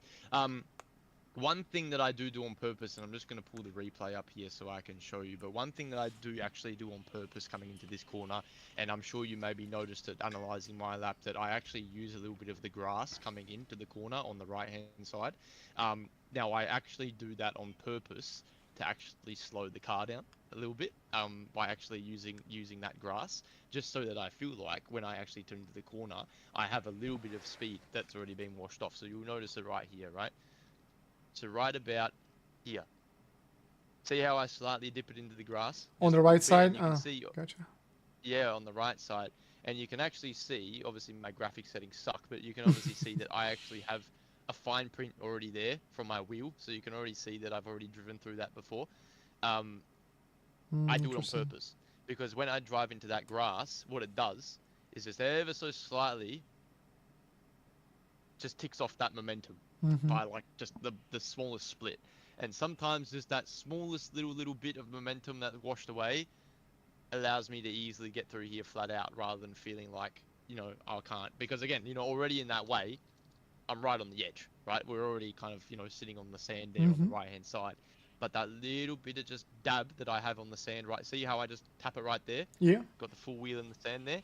That just slightly washes away some momentum, just slightly, just the smallest little bit. And that is usually different. If I try to kind of be on the white line and turn in, I understeer. But if I touch the grass a little bit and then turn in, I'm okay, right? So was that something that you thought about at all? Is that a way that you tried going around here at all? I did not. No, I was like trying to stay on the track. And if you go if you go back to the telemetry, what you're gonna Yep, see yep, yep. is, I was just like noticing it. Yep. Look how much wheel I have Mm, towards the end yep. versus what you have. Like Yep. I Yep. have, Yep. I think my left wheels are like right at the very limit of the off track. Like I'm still not getting the Yep. off track. My car is much more to the Yep. right side Yep. than So yours, you're right. and I'm Yep. holding the Yep. car as much as I can to the left side so it comes back. And I don't want Yep. to lift, right? So that's what's really going on that piece. Mm, But yep. Yep. I'll Yep. try this. I Well, think it's actually like very smart. yeah. Well, you know what's interesting? I'm just trying to have a look here. So where that point is where I hit the grass, right? It's quite late. Look at how the speed works here. So 1.5, 1.6, 1.6, 1.6. Watch this. Just as I'm about to turn in, watch what happens. 1.8, right? So when I dab that grass, I lose zero point 0.2 of a K, pretty much in a way, when I dab the grass, right there, right? I go from 1.6 to 1.8 from that, right? From literally that little dab of the grass. Mm-hmm. So that 0.2 there is literally almost in a way, potentially, it could be from that or it could not, but it makes sense because it just stays consistent at really 1.6 for a fair few meters. But yeah, that difference right there is probably allowing me a little bit more conservative with the wheel movement, right? Yeah. So give it a go. Give it a go. See if you find it gives you any difference. And what it also does as well, to be honest with you, is it also just opens up the track by another wheel length, really, in a way, right? So you open up the track just that little bit more as well, and just gives you just a little bit more width. But yeah, give it a go, and I actually think that you'll actually find that it might work actually much better for you, just literally dabbing a little bit of grass coming through there. So that's a little trick that I have with corners like that, where they're quite high speed and you don't really know how to go about it. I try to just kind of nip the grass a little bit because I always know the way that the grass works on iRacing is that, yeah, okay, like it's still grippy, but it slows you down a little bit every single time. And sometimes that just slowing down can actually really help you out, and especially like tracks like one that comes to mind is Oschersleben, one that we looked at in the M2 there, and that second last corner where there was that little bit of grass on the entry that you could use. It's the same idea. If you used a little bit of that grass, it would open up the track, but it would also slow the car down a little bit, allowing you to probably carry either a little bit less brake or either, depending on the car, a little bit more throttle. And it would allow you to kind of just attack it a little bit more aggressively. So yeah, something to think about. And especially with these tracks, you have the kind of grass and then the track. Use it to your own good use because it can actually really help you out. So yeah, something to think about. But yeah, otherwise all really good. And like you said, good thing to note. Obviously, the track state probably can affect that corner quite a fair bit. So it's going to be interesting to see how that plays a factor in as the week goes on. But yeah, something to think about in that manner as well. Now turn 6 to 8. Honestly, man, you just executed it better. To be honest, you were just a little bit more aggressive coming into the corner than I was. I probably just broke a little bit too early and didn't really attack the corner maybe as much as I did. I suppose the one little thing that I'm sure you maybe noticed in one way or another here in comparison to other laps, is that sometimes the release of the brake and the way that you kind of get very aggressively down the trail can actually unstabilize the car depending on where that point of the corner is for you. More so the later that trail is, obviously, and the more aggressive the release is, typically the more that the weight shifts. And obviously because we are kind of almost elevating kind of downhill into a sort of downward radius type of corner, sometimes it can honestly feel like the car it just snaps away from you, typically, in a sense. But it honestly seems like you had it quite under control. So did you feel quite good through here majority of the time? Because the way you're doing it honestly looks like you're feeling quite comfortable and you're executing everything really well as well. Just maybe the trail, I'd say, keep a little bit of an eye out on, but overall did it feel relatively quite good? Yeah, like this is probably the corner that I'm most confident in. Just Yeah. like from the very beginning, once I finally realized this was not the double left-hander, Yeah. I what I'm doing, like completely ignoring the first half of the curb, and then trying to aim at being very close to the exit of the curb, like really on the curb, and Yep. that's like the whole pattern. Because when you're Yep. also like holding like that, you're transferring the weight. Yep. But if you are holding too much, like too hard the brake, you start losing the Yep. rear, right? Like it's too much like weight on the front wheels. So when I Yeah. give like this, when I release the brake fast, I also feel the Yeah. car like plants a little bit and helps me on the exit rather than anything else. Yeah, yeah, no, 100%, and yeah, you're pretty much on the money there. Basically, is yeah, everything happens here, basically at the latter point of the apex. And that's realistically where you get your kind of point and shoot from this corner. To be honest with you, yeah, that's realistically where it's all going to happen. So yeah, look, I think really really good. Honestly, otherwise, Alan, I think the only thing that I could say that honestly just need to watch out for would probably be that trail. Just making sure that you keep it obviously nice and sort of efficient, and you're not kind of coming away from it too aggressively, because it's sometimes that big aggressive drop that depending on the way that the car's balanced coming into the entry and the way that you've potentially positioned, or the way that you've started to release speed or whatever it might be, that can sometimes unsettle the car, especially as you turn into the corner. So just making sure that you feel like you're under control when you make that obviously that adjustment, or you make that reaction every single time, and you do it in the way that you need to, and that will kind of give you the result that typically you want, and the result that you need to in that kind of best case scenario. So yeah, no, look, really happy with that. Honestly, for me, I just need to sort of get some bigger balls and send it harder into the corner. Clearly, it seems like, because there's a bit of gap between you and I in terms of the brakes. But yeah, that just shows you're experimenting with the limit, you're trying some different stuff. Obviously, you're keeping within the extremities of what we always say. You're not obviously going above 65. You're staying within the limits, and you're just honestly extracting the corner a little bit better. So yeah, hats off to you. Very very good job. And yeah, the more corners that you can start to feel like you can extract that, the better for us, because obviously that's where you're going to start gaining lap time, and in the end obviously that's what's going to make us much closer to one another. So yeah, other than that, really really good. So very impressed. So well done there.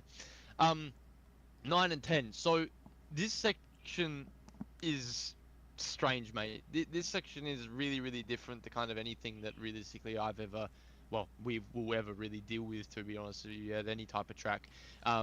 It always it doesn't go away from what we know. It's just you have to be very clinical with what you're doing and make sure that all your inputs are very efficient. So the way that I like to talk about this corner is realistically, it feels like it's just an on off on off on off. That's realistically all it is. So it's like it's flicking the light switch basically on and off pretty much every single time, on the brake and then the throttle, on the brake and then the throttle. So obviously, yeah, timing of when we're coming in seems there or thereabouts the same.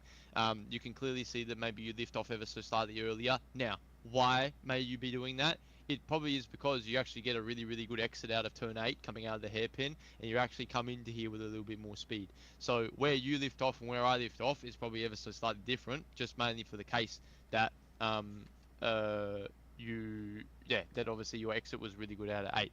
Now, the big difference that you obviously notice here is the momentum difference that we're trying to both carry into the corner. So you can see you make a lift, but there's a point right here in the middle there of that lift off where you kind of hold it and then almost in a way slightly increment it. Whereas you can see for me, I release it, I hold it, then I keep on decrementing and keep on going down until I obviously get on the brakes, right?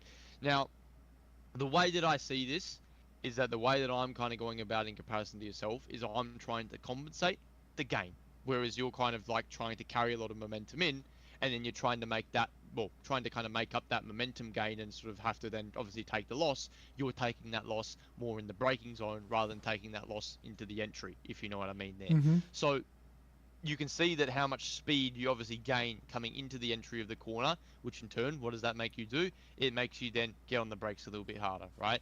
Obviously, because of that, it makes you get on the brakes for a really, really long period, where I'm actually, obviously, because I'm going slower, I can brake less, brake a lot shorter, get on the power a lot more aggressively and a lot more, then obviously dab the brakes again, whereas then you're back on the throttle again without a second part of the braking.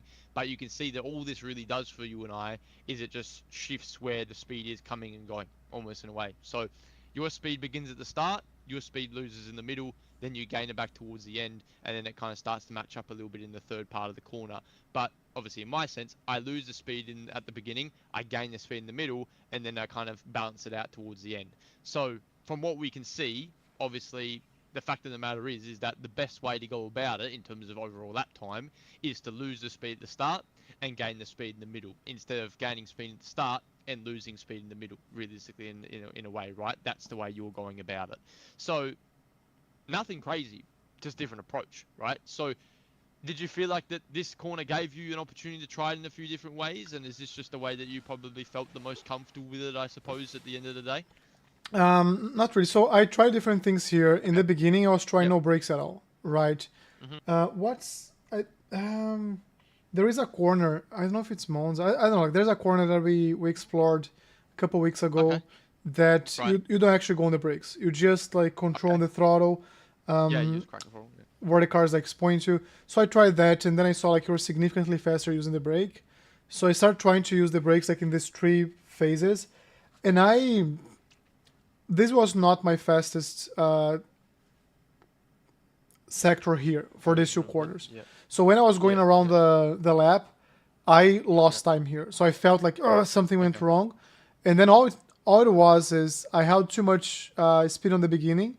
Now my car is Yes. trying to go completely off track, and then I have to Correct. go a little Yep. bit harder on the brakes and Yep. hold it for a little bit longer so I can point the car back into the right direction. But Yep. because I was going off track and I'm now pointing in the right direction, I just completely like lost a lot of speed, and now I Yep. push more on the Yep. gas. So that's kind of Yep. foreseen there. It was not Yep. Okay. intentional. I think in other Yep. Okay. corners or in other laps, I had a much Yep. better behavior. I just did not put Okay. the entire good lap together, and this Okay. sucked. Yes. Yep. Yep. So I guess the fact of the matter is that from what I discussed there, your approach is the same as what I'm doing, pretty much in one way or another. You try to kind of have less speed coming in and try to almost have less braking through the middle. Is that true to say? Yeah, I think the what is true to say is I've been chasing your approach. I haven't. I don't Okay. think I have Right. yet consistently delivered on that, and that's why I've Yep. been like you've been saying this was a bad one, but I'm Yep. trying to find like where's the right point to lift and how much do I lift and Okay. where do I go on the brakes. Okay. So this is Yep. I'm still trying to be consistent around here. I think that's the outcome. Okay. Yep. Yep. No, for sure. Well, look, I guess at the end of the day, if the idea is the same, that's important because that's what you're trying to aim for. Again, it is very much a confidence corner. It's one of the hardest ones to kind of get my head around as well. Like I remember the first time I went through here, the first few times I went through here, I was crapping myself almost in a way. It's such a scary corner to go through because it's just all so blind and it's just one slight little kind of offline moment and you get stuck on the outside curb and then the outside curb just drags you off the track pretty much completely. It's really hard to take it with a fair chunk of confidence. So yeah, no, look, it's probably in my opinion probably one of the most like unusually unique corners that you'll ever come across because there's not too many cases where you basically brake throttle, brake throttle, brake throttle. There's not really that many sort of situations like that I've ever been through, in all honesty, at a lot of circuits. So it's a unique one to definitely deal with. But again, I think it's just one of those ones that you'll get used to. Just keep taking the right approach with it, and it'll definitely help you out there. So yeah, look, really good. Otherwise, man, I'm glad you're on the sort of same mindset with that because again, it just shows everything that we continuously talk about every week. You're growing the right approach, you're growing the right mindsets, and that's kind of obviously the biggest thing. And a little bit of help with that is just going to make you feel super duper comfortable with everything you're doing in that manner there. So yeah, other than that, really good. Now, exiting out of there, obviously into 11 and 12. Now it was the same situation as what I looked at in the previous previous best lap that you did. All it really is, we just got basically got it back to front, pretty much in a way. So you brake hard at the start, you brake less at the end. I brake less at the start, I brake harder at the end. That's it. Yeah, we just basically go opposites in terms of what we're doing on the brakes. Now, I get why you're probably carrying a lot more brake coming into the left of 11. It's probably because of either the way that, you feel like the speed's carrying into there or potentially the line that you feel like you're kind of carrying into there, right? You probably kind of feel like the angle is almost too tight to kind of actually carry a lot of speed through there. But what you actually do tend to notice is that you can actually carry a lot more speed than you think coming through that left-hander. And the more speed that you actually carry through there, the more that it actually helps you to then get the thing rotated into the right-hander, and then actually be able to, nicely and assertively get on the throttle and get out of that kind of right-hander there almost in a way as well. So is that kind of what you were feeling in a way? Were you just feeling like the the speed you were trying to carry or attempted to potentially carry through that left-hander was just going to be too much if you didn't kind of go softer on the brakes, or what was your thoughts with that? Yeah, I think like in this specific case was because I was in survival mode, just trying like to carry as much speed as I could, even though like I got a very bad entry on the T9, Yeah, right? yeah, yeah, That's just like me overreacting, because yeah. Okay. what like what I was doing before Yeah, was I was going on the brake too early, like was yeah, significantly early, and then I was shaving off yeah, too much speed, and then I saw your telemetry, and I thought like, oh, I can carry way more speed, and then in some of the yeah. laps, I was even trying to look here in VRS because sometimes it shows you like your optimal lap, and I was trying to find it Right. here, but it's not showing Okay. there for some reason. Yeah, But yeah, I think in a couple attempts, I got very close to what you're doing, and I can feel like way more speed here. What I think happened in yeah, this specific case was, again, like I'm trying to catch up with the speed, now I'm pointing the wrong direction, so I gotta go on the yeah, brakes to make sure I point the right direction. Now I shave off too much speed, so I gotta go like very hard on the throttle to see if I can gain some of that back. So it's more like yeah, the issue that happened in T9, where I yeah, held the throttle for too long, that just yeah, propagated yeah. like this 3.5 tenths that I'm losing all around here. Yeah, yeah, yeah. No, exactly. So yeah, kind of probably the same situation as like you just mentioned. I think, idea wise, probably not what you were trying to do. Execution wise, it ended up being different to what you were trying to do. And then of course, yeah, it was just a domino effect from the previous section of just being under pressure. Because yeah, it all does happen pretty quickly. From 9 to 12, it feels like it's just one big long connected area, really, in a way. I mean, whatever you do through 9, just basically, basically adds to what you do through the rest of the sort of sequence everywhere. So, yeah, just flipping this upside down. So just trying to carry more entry speed through 11 and then braking more into 12 rather than sort of slowing it more up into 11 and then braking less through 12. Because obviously the problem is then when you don't rotate enough through 12, that's where picking up throttle can always be super easy to induce understeer, especially on the exit. And sometimes it can then feel like you turn into this kind of hoppy throttle depending on the way that the car's being positioned, and it just kind of throws you out of positioning. But yeah, obviously you can just see the big difference is that minimum speed that you lose through turn 11. It's just obviously, yeah, that speed that you lose, you never really gain back. That's, I guess, where the lap time is going for you. It's the speed that you've lost, you've just lost it forever basically, and then that's where that 2.5 tenths disappears for you, right? So yeah, does that kind of make sense to you? I'm sure you probably already had that idea in your mind anyway.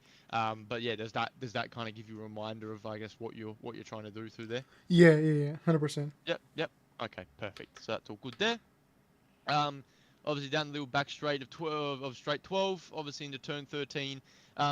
This corner is interesting. Confidence. That's really the biggest thing, and allowing the car to end up all the way out there on the left-hand side is the biggest thing. Now, is it easy to do that consistently? Not really. Does it take like a lot of time just to feel like where that exit really is and understand where it is? Absolutely. So whatever we both did here in terms of braking, we did really, really well. I think the biggest difference between you and I is just obviously more so the case of, particularly when you did pick up the throttle, we do need to keep in mind that when we do think about it all, okay, yeah, we did brake slightly later. Obviously, yeah, you did brake slightly harder, but in this situation, it seems like to me that even though you broke later and broke harder, getting on the throttle at the same time, the car didn't really like it. And you can see that steering wise, either you were understeering quite a fair bit, or you were trying to make a big effort to not let the car wash out maybe as wide as I was, right? Because obviously when we look at it from a replay standpoint, obviously you can see for me, so obviously I'm happy to end up all the way out here. So, from what you recall, do you remember if it was just a fact of you were scared that the car was going to go off, or was it more so just a fact of the thing was just genuinely understeering on you? Is that what you were feeling from your memory? Yeah, it was the first one. So, what happened here? Like, to be very honest, is I'm driving around the track. By now, I'm like 6 tenths faster than my fastest lap, and Okay. I'm not very like, because this is a blind corner, I'm not very confident into how much I can go without getting the off track. And in previous attempts, I went all the way there. So I think what happened here, realistically, at this attempt, was let me not screw this up. Like I'm just bring this time home. But Sure. that said, Okay. like I haven't been able to consistently do what you did here. I'm still chasing that. Okay. Okay. Yep, for sure. Um, well, if there's anything I could recommend, always go back to the kind of the basics with that stuff, right? If you feel like you can't achieve what you want to, always remember it as like we need to brake earlier and brake softer, right? If all hope is lost and you feel like that one thing you just cannot do, just remember the only way that it's going to make you feel a little bit better, just bring things back. You know, brake a little bit earlier, brake a little bit softer, just position yourself a little bit better, and just try to allow yourself to take the corner with a little bit more. Yeah, just with a little bit better timing, to be honest with you, in a way, and that should really help you out in quite a good way. Because yeah, again, structure's great, perfect. To be honest with you, I mean, I can't comment anything on that braking trace. That's absolutely superb.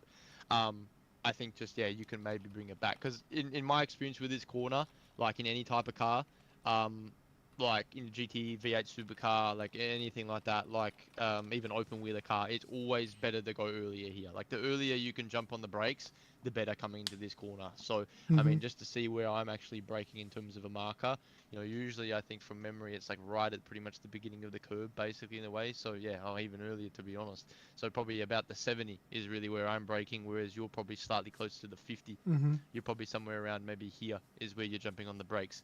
So maybe just try and bring that back a little bit earlier, and just allow yourself to kind of position yourself a little bit better. Um, and I think if you can do that, then that should hopefully help you out quite nicely in that manner. And I think that'll be really good.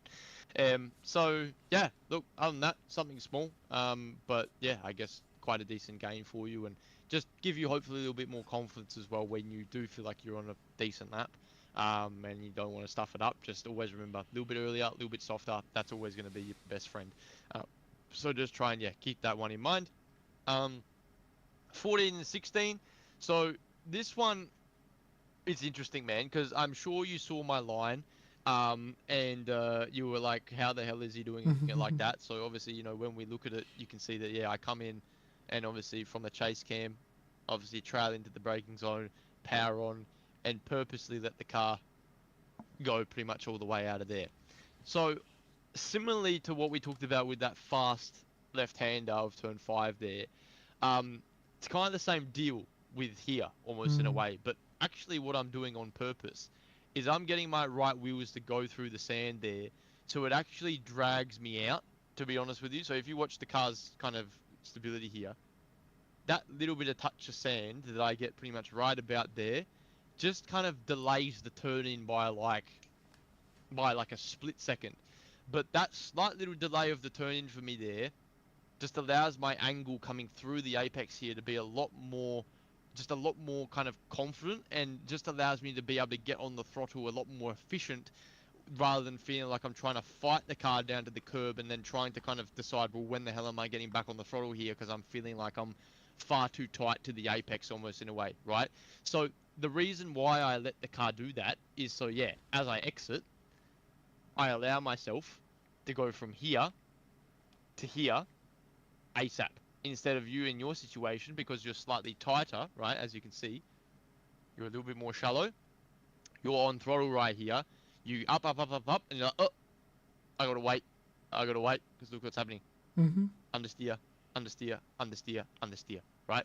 So did you did you feel like you were able ever to get out that wide, or once again is it probably just a little bit of a confidence corner that you're trying to just kind of yeah, still try Yeah, and find your head around a little bit? I think this one, like, there's the thing that I just said about going on the sand that I haven't tried at all. Yeah, But I think yeah, this is yeah, another one that you don't quite see until it's too late. yeah. So it's just like trying more and more and more until I can consistently get on the outside without going off Yeah, track. Because like what yeah, you said is very true. Like regardless of going on the sand or not, the more on the yeah, outside you are, the better angle you have in, and the yeah. earlier you can go on the gas. Yes, yes, exactly, exactly. So, look, does it cost you much time? No, it doesn't. It's only 800 a second. But it's still 800 of a second, right?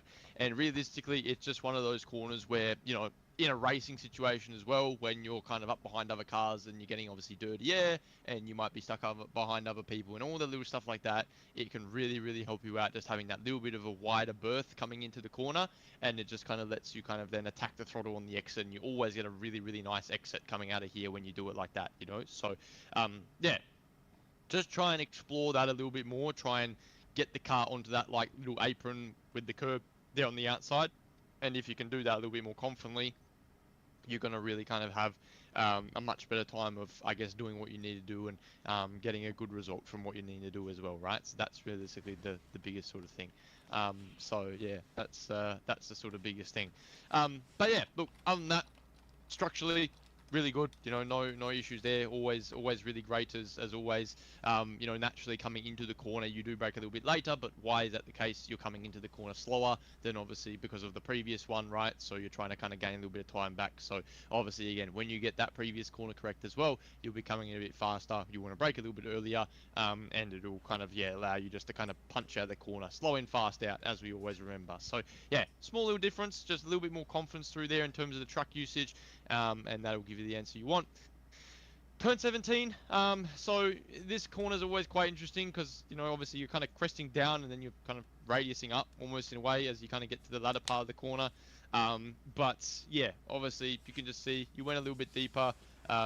You had to kind of squeeze into a little bit more. Obviously you trailed off at the same time, got on the power a little bit later, got the full throttle a little bit later, and you just lost 11 hundredths of a second. So, realistically, two slightly different sort of timings of what we're both doing. Same approach, but just gave us a slight little bit of a different kind of answer to what we were doing. But yeah, I mean, did you run into any real issues through there? Usually it's I missed the apex if anything kind of happens through that corner, but did you find any real issues through there, or was it all pretty decent for you? No, pretty decent. Like I think the biggest challenge here is if I over brake, like I'm going up on the brake. If that happens Yeah, too you're much, squeezing in. Yeah, I might when I go on the gas, I might lose the rear. So sometimes I have yes, like a slightly snap on the back, but it's not a long yes. straight, so I don't lose a lot, but I lose some. Yeah. No, absolutely. So, yeah, try and, if you can, try and have just a little bit more of our tabletop. So try and have your peak and your hold rather than a peak and a squeeze. Because yeah, again, you don't really want the peak and a squeeze for that reason you just explained there. It can work, right? It can work. But again, it's just a case of you want to try and factor those little things out as much as you can, and obviously just having a little bit more of a stabilized brake is going to help you out to get that answer, right? So yeah, that's all you really need to try and think about in that manner there, and that'll kind of help you out in that sort of way there. So yeah, something very small, but nonetheless structurally really good. And then finally the final corner, I think here this was literally just a case of you just kind of prematurely trailed off the brakes. So you can see you peaked a little bit harder and then released a little bit quicker, whereas I peaked a little bit softer and trailed for a little bit longer with some more volume. And all that really allowed me to do was just give me a little bit more confidence back on throttle, whereas you can see for yourself what happened once again. Mm-hmm. You understeered on the exit, right? So just as a kind of mental note in your kind of laps and your practice that you do, if you ever kind of feel like you run into situations like that, as I'm sure you probably do in one way or another, but obviously looking back and obviously refining and saying, well, what can I do better here? If you always see these corners where you are kind of having these big understeer moments on the exit, say, well, okay, well, clearly I needed some more brake in a certain section of this corner to get the car to rotate more, so that I could be more efficient on the throttle, right? Because yeah, there's a lot of those kind of long sort of sweeping corners like these that really kind of have to, or you really have to kind of do this in that way to get the answer that you're looking for, right? So yeah, that's really the biggest thing. So yeah, Alan, look, I mean, for your first time at the circuit, really good. I mean, it's a track that's really good for the Australians. I mean, we love this track. Obviously V8 supercars coming here. A lot of club racing comes here. A lot of sort of big state racing as well, and national racing comes here too. So it's a very popular track around Australia at the moment, and it's one that we all understand really well. So yeah, to see that you've kind of hopped on here and within a very short amount of time already within that that 0.5, 0.6% of where we kind of want to be, I think is obviously fantastic. And to see that we're doing it in this car as well, which is new for you, is obviously fantastic. Because if you were to go and then drive this track in the M2, in the old M2, you'd probably almost find that you potentially would be, there or thereabouts at the same spot, or even in that car, you'd probably be right on my tail in terms of lap time. So yeah, no, look, I think a few philosophies to work on there from today, a few just kind of mental approaches to really make sure that you kind of just think about as well, just thinking about places like turn one, just thinking about your positioning a little bit more and saying, okay, look, how can I do this better obviously your corners, like you're kind of at the back of the track, just try and maybe bring your braking markers back if you feel like the understeer is always kind of being obviously shown for you, and obviously you're always receiving understeer, but always just making sure that that soft in, that slow in, slow in fast out and kind of earlier and softer braking is always kind of remembered whenever you are running into these issues, because that's always going to be our fix. So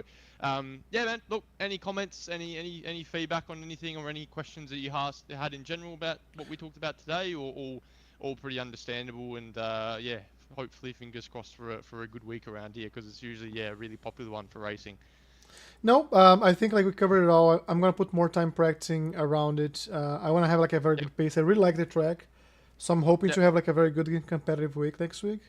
But you just said it's very popular, so I'm assuming a lot of aliens are gonna show up, which is good because I don't lose a lot of high rating if something goes wrong. But it's gonna be harder to stay like on the podium. But we'll see. We'll see.